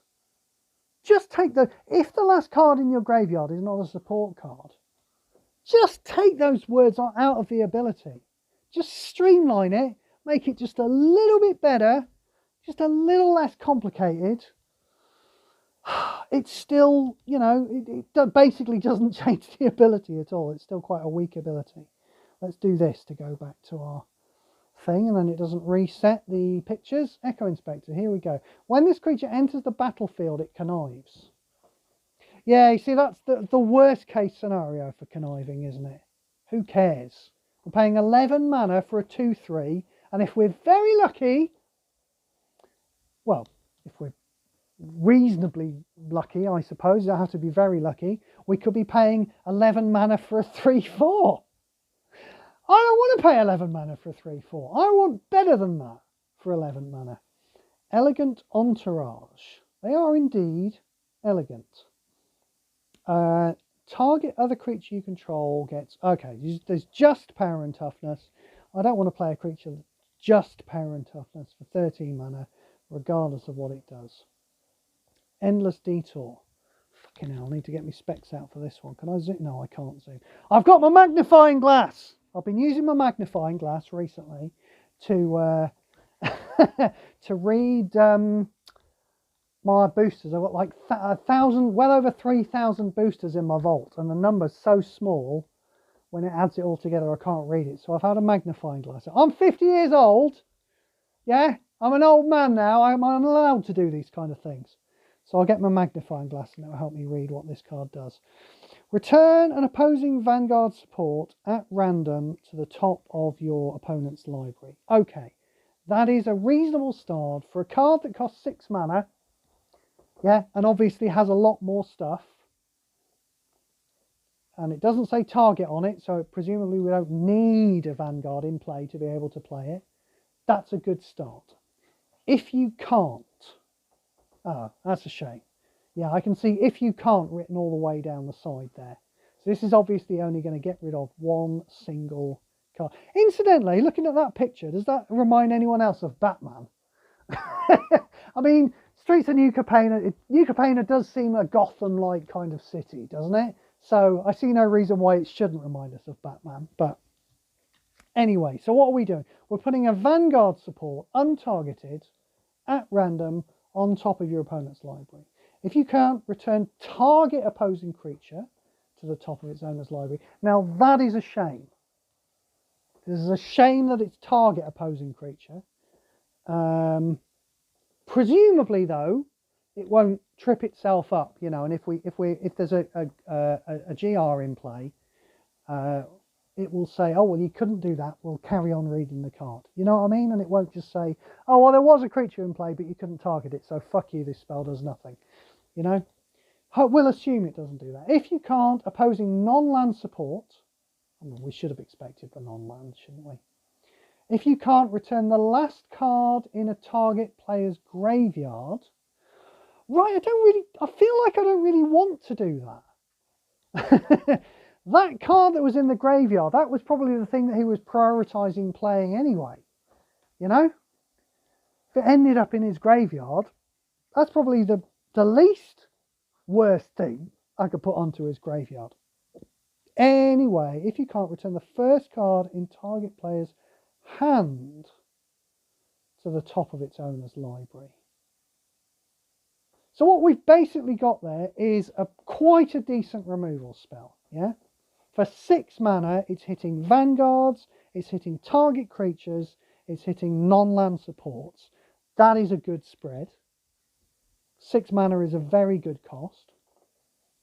Yeah, it's bouncing to the top of the library instead of to somebody's hand, you know, so that we're keeping the card advantage is retained. We're not getting rid of it because it's going to the top of the library. It will come back, but for 6 mana, that's pretty fucking decent, actually. Oh, now, right, now the really interesting thing about this card, actually, now I come to think of it, is that it's white and blue and green. You would fully expect a white deck to be able to use this spell. A blue deck, I'm sorry, to be able to use this spell. But to give this card access for white and green, that's quite impressive, isn't it? Pajami players are going to be creaming their pants to play these things. Oh, man. Now, I've only just bought Pajami today, right? Ajani, Invigorate Leadership.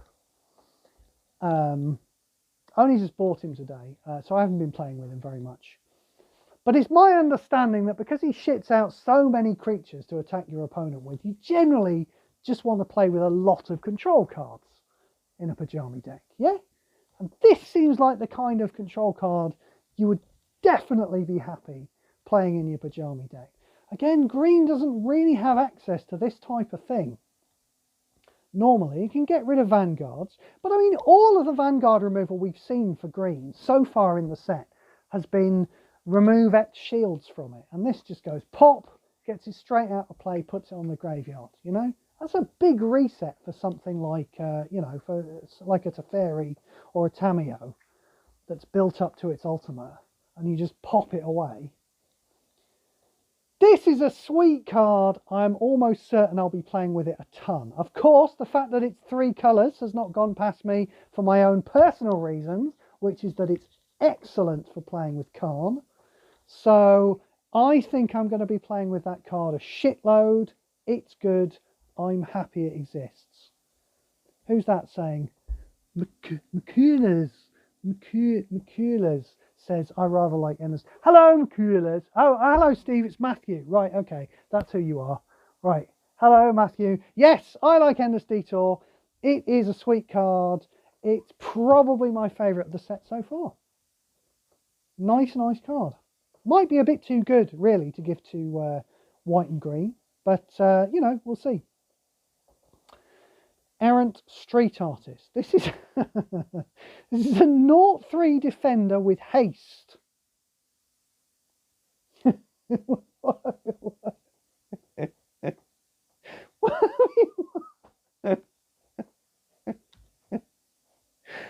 they drunk?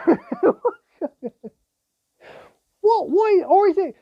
Were they drunk? Or is it? Are they literally just kind of like randomly generating cards now? And it just happened to spit out a card with 0 power. Doesn't have an ability on that haste matters. It's got flash as well. Why has it got haste and flash? I mean, the answer is, of course, because the paper version has haste and flash, and they don't put any thought into converting the cards. That is what the answer is. But what is that about? Let's read the text just on the off chance that it means something. Activate 4 blue. Copy the first card in your hand with full mana. It gains full mana. Even if that was a thing, yeah? Even if that, activate 4 is quite a high number, you know, and gaining full mana is okay, isn't it? Steve doesn't know how to pronounce Irish names. No, it's true. I don't, I'm afraid.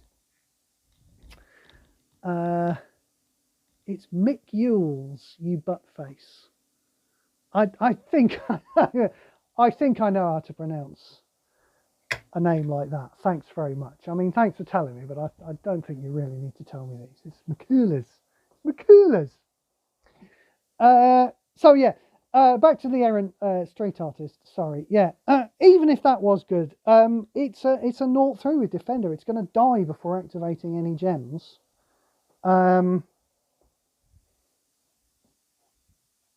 Yeah, if it didn't have defender, maybe it'd be interesting, but it does, so it's not. Evelyn the Covetous is a 2/5 for 15. That's expensive. When this creature or another vampire creature enters the battlefield under your control, exile the top card of each player's library. Then create a copy of the last card in each player's exile into your hand. Interesting. Those copies gain X mana. X is the number of vampire cards you control, including their reinforcements.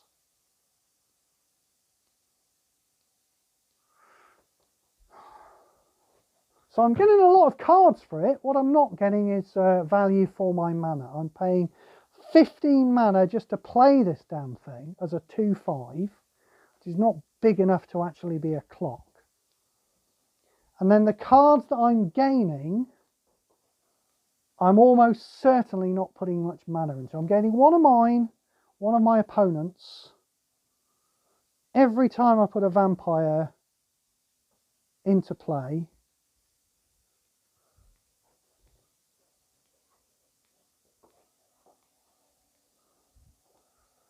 I mean, is there a card that generates like X vampire tokens? There's probably a card that generates X vampire tokens. It feels like, even if you did though, do you know what I mean? If you play this, if you play this card and then you start playing like, then you use an ability that puts like 8 vampire tokens into play, yeah? It's going to start by putting 1 vampire token into play. And that's going to gain you 2 cards and they're going to have 1 mana in them. And then you're going to put another vampire token into play and that's going to gain you 2 cards. You see what I mean? Your hand is going to fill up completely before you even start gaining a decent amount of mana from the thing. So you've already got to have the huge stack of vampires in play already by the time you cast this for it to be any good, and then play another huge stack of that. Well, you can just play another small vampire, but I mean, what are you going to do? You're going to have to either play that same card that made the huge stack of vampires, or this incredibly expensive vampire. I don't like it. No, sorry. Is there a bot? Sorry, is there a bot going on? Buy followers, primes. How do you kick somebody like that? Surely you can kick somebody like that. Anyone know how I can kick the bot? Somebody find out how I can kick the bot. I'm moving on. Even the score.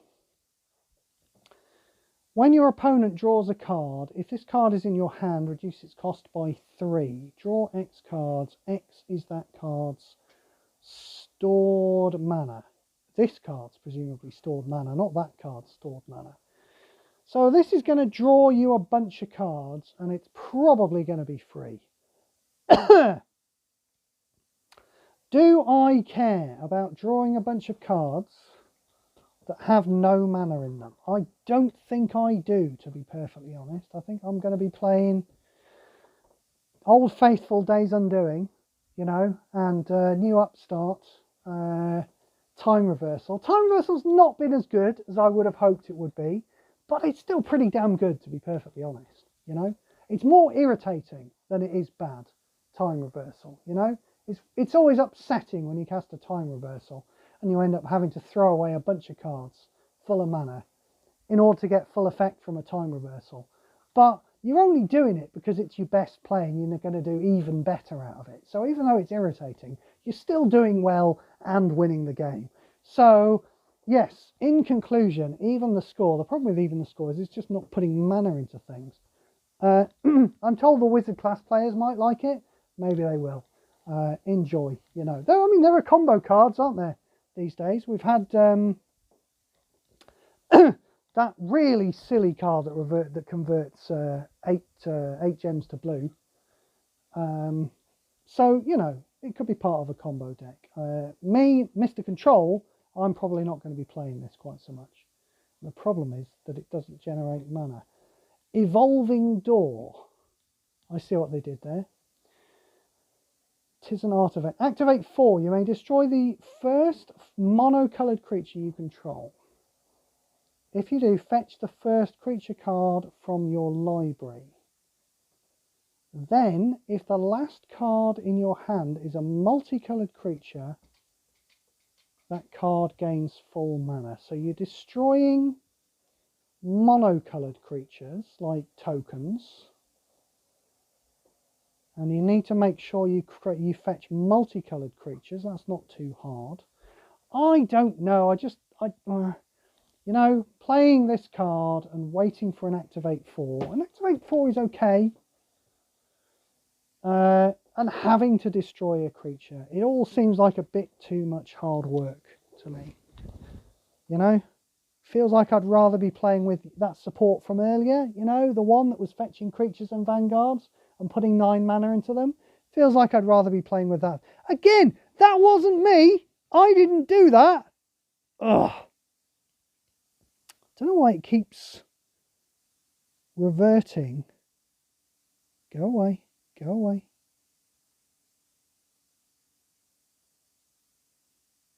I swear to God. Normally, you know, I'm like, oh, well, it could possibly have been the edge of my hand just slightly overlapping the screen. Yeah? But seriously, it's done this a couple of times this evening. My hand hasn't been anywhere near the bloody screen.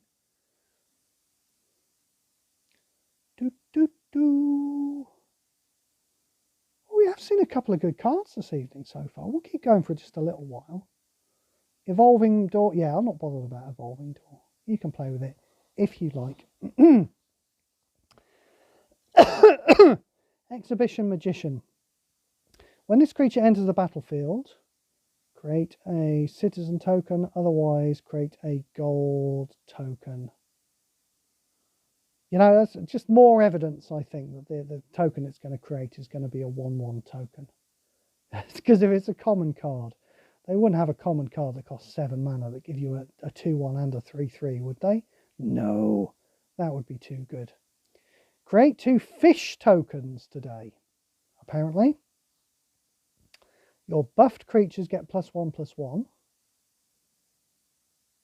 Increase the shield counter value of cards you control with shield counter by 1. Waste of time. Expendable Lackey is a 3 mana creature. The beginning of your turn. If this card is in your graveyard, you may drain 6 mana in your hand. If you do, create a fish token.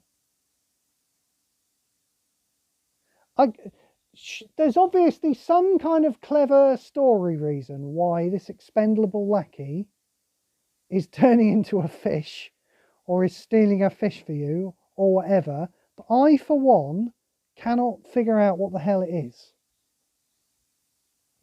That guy has got a symbol across his chest. Look, it's got like a circle with a line across it. That's the Phyrexian symbol, isn't it? A circle with a line through it. Admittedly, they do it on a vertical way when they do it. But that is the Phyrexian symbol. Just wondering if there's anything going on there. Is Phyrexia involved in Streets of New Capenna? Answers on a postcard. Extract the Truth. If your opponent controls an enchantment card, destroy an enchantment card your opponent controls at random. What's with the words? You've never needed to do it before. You've never needed to do it before, Octagon. Yeah? Everyone understands. If the card says destroy target creature, everyone understands they need a creature in play in order to destroy a creature, right? Nobody's trying to cast a spell and say, well, he doesn't have any enchantments. Why is this spell not blowing up an enchantment? I am confused. Just stop it with the words. Otherwise, your opponent... Oh, now, have they stopped putting then? Right, otherwise is good. No? Then is a different thing, isn't it? Ah, yes, that's what it is. Otherwise is an entirely different thing from then. I don't like then. But otherwise is the opposite of then, isn't it? So they haven't stopped doing that. Otherwise, your opponent discards the card with more mana that can be What? If your opponent controls an enchantment card, destroy an enchantment card your opponent controls at random. Right? That's just destroy an enchantment, isn't it? Can we agree on that? That just says destroy an enchantment. That's not getting rid of it from their hand or anything, is it? No, I don't think it is. I don't think it is. Otherwise, your opponent discards the card with the most mana that can be discarded from their hand. That presumably is what that says. So it's either blowing up an enchantment or 10 mana is too much for that. Innit? Too much! Extraction Specialist. Oh dear, what a shame. Lifelink and Defender. Not a good mix, unfortunately. When this creature enters the battlefield, return the first creature with base mana cost 8 or less from your graveyard to the battlefield under your control. That creature gains, can't attack and can't block. Well, what's the point of it then? When this creature leaves the battlefield, creatures you control lose, can't attack and can't block. Okay, there's probably something. I mean, a Startled Awake, of course, would do it. I'm hardly going to be playing Extraction Specialist in Legacy, though, am I? What's a standard creature that I might want to put into play from my graveyard that costs 8 or less, and I don't care whether it attacks or blocks? I mean, what I was thinking straight away, right, as I was reading it, I was thinking, well, surely if you put this into play, it's going to fetch another Extraction Specialist, yeah? And then that will fetch another Extraction Specialist, and they all spring out of your graveyard. But of course, they're no good. The actual Extraction Specialist itself is no good if it can't attack or block. So that is, in fact, kind of a problem, yeah, is that surely every so often, even if you have a specific card that you want to bring out the Extraction Specialist, sometimes the Extraction Specialist is going to bring out another Extraction Specialist. Yeah, and then you'll have achieved nothing. But I mean, I can get why this might have had. They should have made it. They should have made it so it can't get itself back out. That's the thing, because getting itself back out is kind of the nightmare scenario. If you get out something, if you resurrect something else, yeah, it gains can't attack or block. But then this card here has Defender, so it dies quickly. It acts as a little bit of a speed bump, and then that creature that you resurrected is back to normal then. So yeah, if this didn't if this didn't sprog itself back out of the graveyard, it might be better. But like I say, I can't actually think of many creatures in Standard that I particularly desperately want back out of my graveyard. I have this problem when I play with Shepherd of the Cosmos. In, what's it called? Doomscar Claimants, there's a Foretell node. And I find myself playing Shepherd of the Cosmos because I need to play flying creatures in that node as well. And Shepherd of the Cosmos is sprogging the same types of creatures back out of your graveyard, isn't it? Creatures that cost 8 or less. And I always think to myself, well, I'm not getting good value out of that creature. I should be putting something into my deck that comes back out. And there's never any point actually getting anything. In conclusion, I don't think I like Extraction Specialist. Fake Your Own Death. Target creature gains Berserker and prevent damage and gets +2/+0. Well, you know what I'm going to say about that, don't you? You know, for 8 mana, destroy target creature. Moving on. Falco. Amadeus, Amadeus. Yeah, he was Falco, wasn't it? Amadeus, Amadeus. Come on, Amadeus. That was him, wasn't it? I think. Yeah, that was Falco. He's a 3/3 for 13 mana. He's a bird demon. When this creature enters the battlefield, it gains shield counter 1. Okay, whatever. Doesn't seem like that's going to have anything to do with anything. Beginning of your turn, you may reduce the shield counter of a creature by shield counter 1. If you can't, you may have target buffed creature you control get -1/-1. Okay. If you do draw a card, that card gains half its mana. Yeah, again, I mean, I think this is probably worse than what we've seen earlier. Actually, that woman who put mana into your spell cards actually seems better than this, and wasn't she uncommon? Yeah. So we need to be having shield counter creatures in play or buffed creatures in play. It's not good enough to just put this guy into play and have him draw a lot of cards.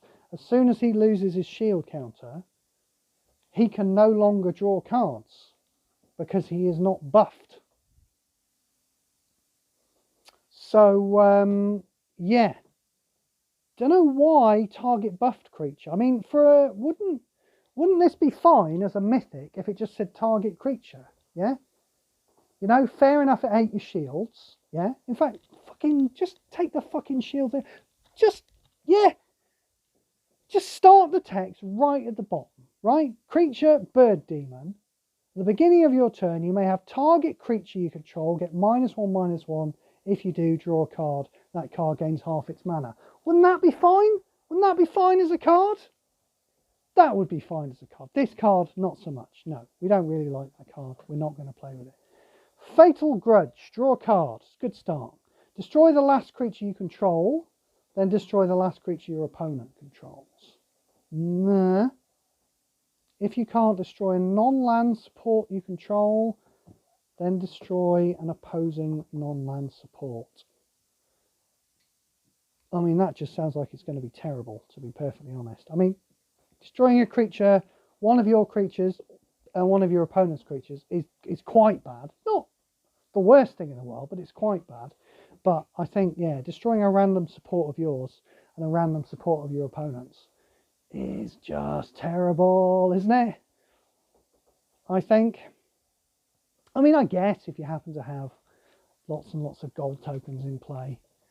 But no, don't like it. It is bad. We were hoping, weren't we, for this set that Octagon might use the crystallized mechanic. They've obviously written into the game a way of destroying targeted supports. They put it on crystallize, which in typical Octagon fashion has been wildly over-engineered. Still quite good, but wildly over-engineered. Too many words on it. So we were hoping that this was the set that was just going to have cards in it that say destroy target support. Full stop. That doesn't look like it's going to happen in the slightest, doesn't it? That's a shame. Fight rigging. What's going on? It's like a rhino hitting a rhino. Or maybe a hippopotamus. At the beginning of the creature, the combat, on your turn, target creature you control gets +1/+1. That's not a lot. Then if you control a creature with power 7 or greater, move the first card with hidden from your exile to your hand. That card gains full mana. It's high shit tier. I think it's fine to call that card high shit tier. Pretty bad. There you go. That's how you design a fucking card, Octagon. You don't need any fucking words on it. Yeah? It's not the best card in the world. It's just fine. It's perfectly fine. 9 mana, 4/4, haste, lifelink. That's all you need to do. I'm actually quite shocked to see a card like this. It's what this game should be full of and never is. And well done. Round of applause, everybody. Round of applause for Octagon actually doing their jobs properly. Just once in their life. Well done, Octagon. Oh. That was nice. I like that card. For the family. Target creature control gets +2/+2. If you control 4 or more creature cards including reinforcement, gets +4/+4. Yeah, I feel like we could have just given it +4/+4 and not been faffed around with all of that. I think we've got one in, haven't we? Titanic Growth in Origins that costs 6 mana and just gives something +4/+4 until end of turn. Yeah. So, yeah, less words. See? Like that! That's how you do it! Forge Boss. When a creature you control dies or loses a reinforcement. Oh dear me, no. No. Freelance Muscle. When a creature attacks or blocks, it gets +X/+X. When this creature attacks or blocks, it gets +X/+X until the end of turn. X equal to the greatest power amongst other creatures you control. I've seen worse, actually. Yeah, I mean, it's a bad uncommon you won't be playing with. But it's yeah, that will help me out. When that is one of my 10 unmastered cards in my deck, I'm sure that will actually help me out. You know, it's going to keep pumping itself, you know, and then any damage it takes is probably going to be eaten up by the pumpiness, so it's going to survive. Yeah, you know, as an unmastered card, that's pretty good.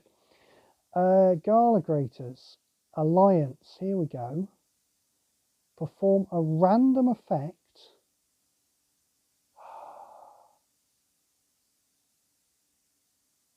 Only somebody who had never played this game would design that card. Yeah? They've got somebody new in. They sat them down. They showed them some cards. But this person has never ever seen. They don't even know it's a match 3 game. They've got no context for designing cards in, and that's how they've come up with this card. Waste of time. This is a getaway car. It's a bit ugly. I preferred the Batman thing from earlier. It's a bit too squat, isn't it, that car? Oh, fucking pilot. Jesus, let me get my magnifying glass out again. Hang on. Creatures you control with pilot 1 or greater get +4/+3 and gain haste. I mean, I still haven't played with pilot. There's that, the hardest level in the game, I call it. It's that tutorial level, isn't there, where you have to play with pilot cards. And your opponent just spits out caustic caterpillars. And you have to play with pilot cards. And I think it really brilliantly demonstrates what pilot is all about, doesn't it? Because it spams a load of activated gems all over the board. And then every time you hit an activated gem, nothing happens. You have to select your creature in order to have nothing happens. But nothing happens, and that's what it does. And that is basically what all of these fucking pilot cards do, isn't it? At the end of your turn, you may return target creature you control with pilot 1 or greater to your hand. If you do, it gains half its mana. But I had it in play. Why? I can't have all its mana. I already had it in play. A random creature you control. Fucking whatever, I don't know. I know there's a pilot card somewhere that turns all your 1/1s into 4/4s, doesn't it? Yeah? I never see anyone play it, but there's one somewhere that does that, I think. But God, all the rest of the pilot cards are just terrible. When an angel creature enters the battlefield under your control, that creature gets +X/+X. X is the number of other angel creatures you control, including their reinforcements. The first angel creature in play in your hand gains 3 mana. Activate 3 white isn't a whole lot.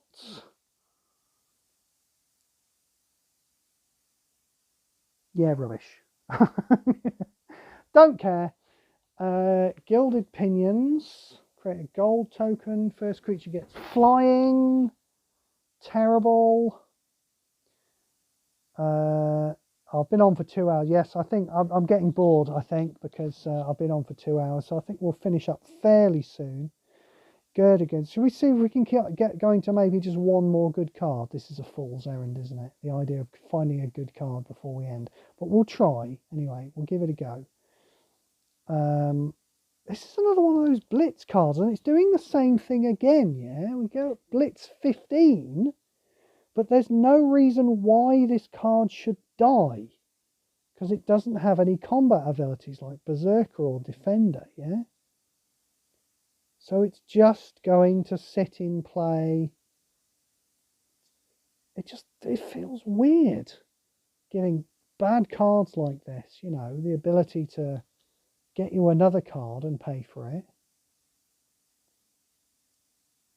but not be part of the card's design. It feels weird to me. When this creature dies, creates a rogue token. Whatever the hell it does, we don't care. I this is the thing, right? It gains imminent death. I think this is what's annoying me about it, is that when the creature dies, it triggers and it gains, draws a card and gains a bunch of life. And imminent death is an effect that would make the creature die. But you have to turn off the thing that draws the card when the creature dies that makes it die. You can't have both things active at the same time. Just seems bad. Glamorous Outlaw. There's a bit of a Black Panther thing going on there. When this creature enters the battlefield, deal 4 damage to your opponent's planeswalker, draw a card. Oh my god, 19 mana. Fucking hell. If you exile this card from your hand, if it has 6 or more mana, convert 6 gems to blue, black or red. Now that's interesting, but it's probably not going to cause you a conversion, isn't it? You know? Even 6 gems to 1 colour is probably not really enough. But 6 gems to 1 single colour would probably have been okay to start talking about. But 6 gems to blue, or black, or red, it's probably just a bit like a board shuffle. And we all know that board shuffles really aren't particularly interesting, don't we? So, yeah, we don't like it. 19 mana, far too much. Even if you were going to put it into your hand and just for the exile effects, you know, you'd probably find it eating a lot of your mana a lot of the time, wouldn't you? You know, probably find that more than 6 mana would go into it on many, many occasions. Glittering Stockpile. When you match 3 or more red gems, increase its level by 3. Mana field, gain X mana. Destroy this support. Oh, okay, right. No point doing that, really.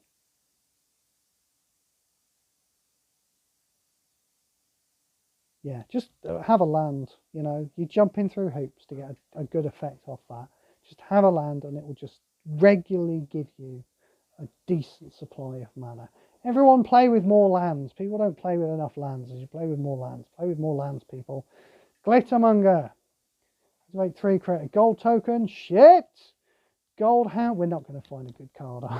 This whole idea of staying here until we find one good card is just going to mean that I'm on for the next hour. At the beginning of your turn, you may have this creature gain imminent death. When it dies or loses a reinforcement, gain 3 mana. Shit! Graveyard Shift. If this card is in your hand, if there are 5 or more different cards in your graveyard, it gains Flash. Or it could just have Flash. Pick one of the first 4 creature cards from your graveyard. Move that card to play under your control.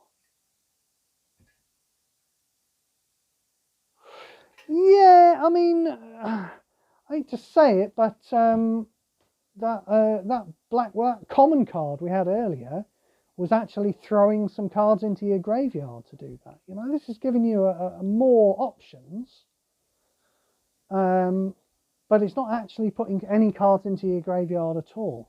So, you know, moving cards into play is a decent ability, but it would have been like nice, you know. I play with what's it called? Concoct a lot. Surveil 3 and then put a card from your graveyard into play. Better, you know. Grizzly Sigil. Deal 3 damage to target creature, you gain 3 life. Rubbish. If that creature was dealt damage, 6 damage to target, you gain 6 life. Still rubbish. Casualty 1. Still rubbish. Rubbish, rubbish, rubbish. Everything is rubbish. Here's another one of those irritating pilot cards. Creatures you control with pilot 3 or greater get +2/+2. Gain a gold token. Yeah, fuck off. Hold for ransom. Target creature gains can't attack and can't block. Interesting. That creature gains enchanted. At the beginning of your turn, drain 8 mana from your hand. Certainly quite good, isn't it? If you do, This creature gains imminent death. The last card in your hand gains 4 mana.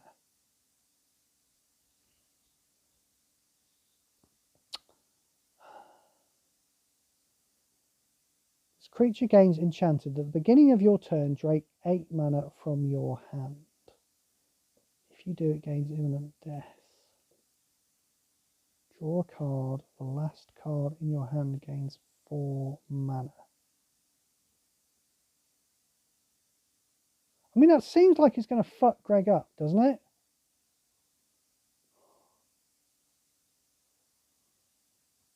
Seems like it's going to fuck Greg up. Not because he's going to carry on repeatedly draining 8 mana from his hand. He might repeatedly drain 8 mana from his hand.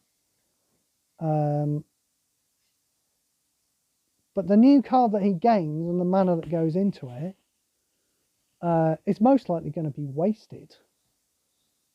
Because it won't be the card that he's currently casting. So yeah, I mean, this seems better than, doesn't this seem better than Sigarda's Imprisonment? I mean, I suppose the main thing I suppose about Imprisonment though is that it leaves the creature in play indefinitely, and kind of snarls up the board. You know, it's not just the fact that you've stopped that creature attacking you, is that you've stopped any other creature taking that slot. So yeah, the fact that this creature is going to get imminent death and fuck off, I suppose, is not necessarily going to make this better than Sigarda's Imprisonment at all. It does seem like a card that's going to fuck Greg up, though. It does seem like it's going to pause one of his creatures up and make himself drain some mana from his hand every so often as well. So I probably won't play with it, but it doesn't seem too bad, actually. It's not too bad. Okay, maybe not. Maybe we should have stopped at not too bad. Let's have a look at Hostile Takeover. We'll give it 5 minutes, I think. Well, neck's starting to bother me anyway. Chronic pain problems are bugging me. So we will give it 5 minutes worth of more cards. And then we will call it quits for tonight. Let's have a look at Hostile Takeover. Target opposing creature's base power and toughness becomes 1/1 until end of turn. Your first creature's base power and toughness becomes 4/4. Deal X damage to each creature. X is equal to 3 plus 3 times their reinforcements.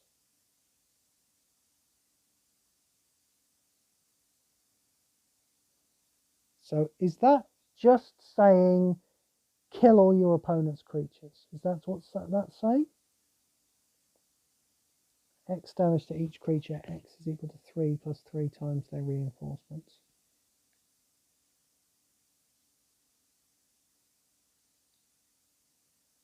Yeah, I think that's just saying kill all your opponent's creatures with damage.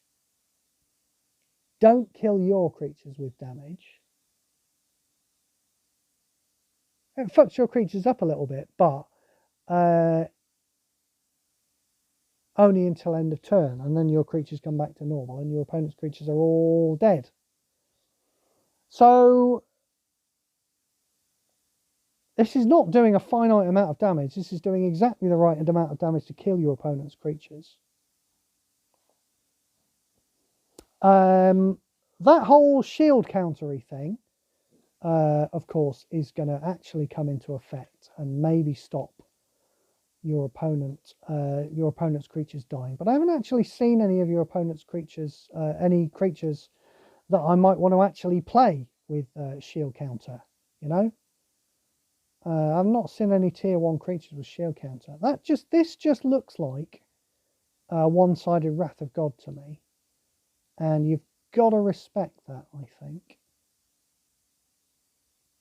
Might be pretty damn good. Yeah, might be pretty fucking good, that. Hypnotic Grifter. 1/2 Connive. Now that's discarding a card and drawing a card, and then if the last card in your graveyard is not a support, because that's an important detail, because that's some design work. The fact that they've got some more words on it means that they did some design work there. Then this gets +1/+1. Whatever, who cares? Illicit shipment. Pick one of the first 4 cards from your library, fetch that card, it gains 6 mana. Now, is that not a talent of the telepath? That looks a lot like a talent of the telepath to me. Talent of the telepath costs 5, is blue, and only looks at the first 3 cards from your library. Fetches it, it gains 6 mana. It's a lot like Talent of the Telepath, isn't it? It has Casualty 3 on it.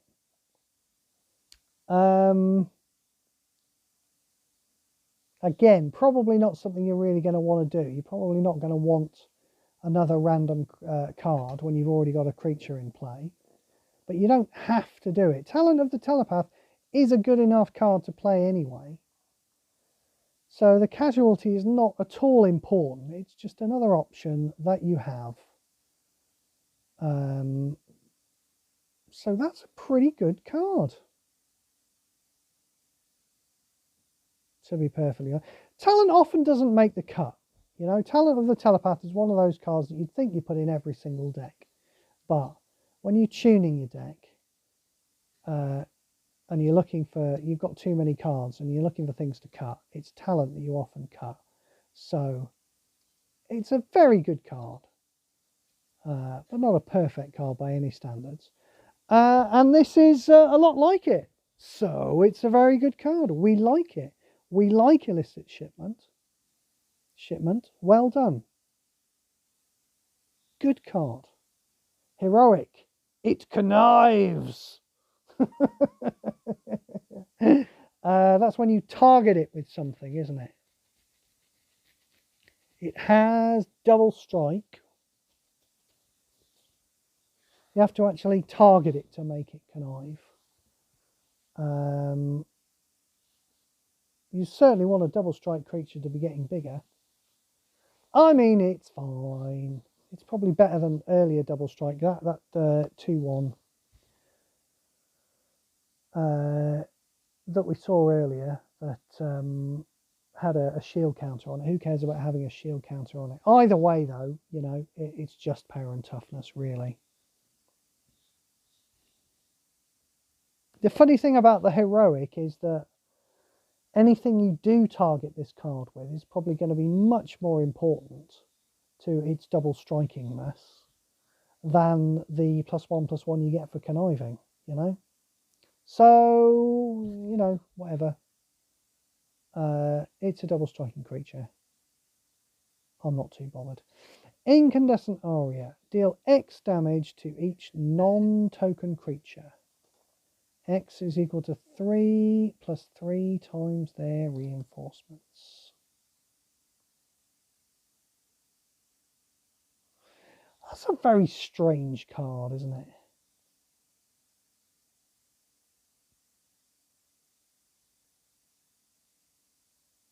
I mean, it matters. Dealing damage to each reinforcement, dealing a piddly amount of damage to each reinforcement matters when you're turning things into 1/1s. You know? Not so much when they're actual non-token creatures. Non-token creatures are probably going to be quite large. 3 + 3 times their reinforcements is probably not going to kill most good non-token creatures. It seems like a waste of space, that one. It's weird. It's so obviously so similar to this thing. What a strange card. Incriminates. An opposing creature at random gains imminent death. Yeah. Destroy target creature exists and we will play with it. So don't waste our time with these things. Again, it's bad creature removal, and when you're mastering cards, bad creature removal is better than so many other terrible cards. So yeah, fair enough. I guess you can make incriminates. I'd rather you made incriminates than hypnotic grifters, Octagon. Okay, that's what I have to say. I'd rather you didn't make incriminates, but I'd rather you made incriminates than hypnotic drifters. Involuntary employment. Okay. Gain control of target opposing creature until end of turn. It gains haste. Create a gold token. Right. Don't care about the gold token. As a result, we don't really want to pay 8 for this effect. You know, we used to pay about 2 or 3 mana for this effect. Still wasn't a great effect, but 8 is too much to be paying for it. Moving on. Ishai. Oh, we'll make this the last one. This is a masterpiece. I've noticed we've gone past the 5 minutes that I said I was going to. So then we'll make this the last card. Here we go. I'm sure this will be absolutely great because it's a masterpiece. And masterpieces are always great. Ishai, Ojutai Dragon Speaker. When your opponent casts a card, this creature gets +1/+1. I mean, it could be bigger, couldn't it? It's a bit... It's like that one earlier. It's like that 3/3 we saw earlier that was dealing 2 damage to things. This is going to be one of the best unmastered cards you're playing in your pile of unmastered cards. But you're not actually going to play with it in a real deck, are you? You know? Even playing against Wizard class. I mean, this thing's not going to get... It's going to... You know, if Wizard class really goes crazy apeshit and then fizzle, this thing's going to be 40/40, isn't it? It's not going to be big enough to kill your opponent. It's going to give him another chance to do Wizard class things again next turn. It's not a... This is not a good foil to somebody who's playing an infinite number of cards. And if they're only playing some cards, well, it's just not big enough. I don't like it. Goz, do you like it? Is Goz saying something to me in the chat? This masterpiece could be great in loop decks that your opponent plays. Yeah, that's the point. Yeah.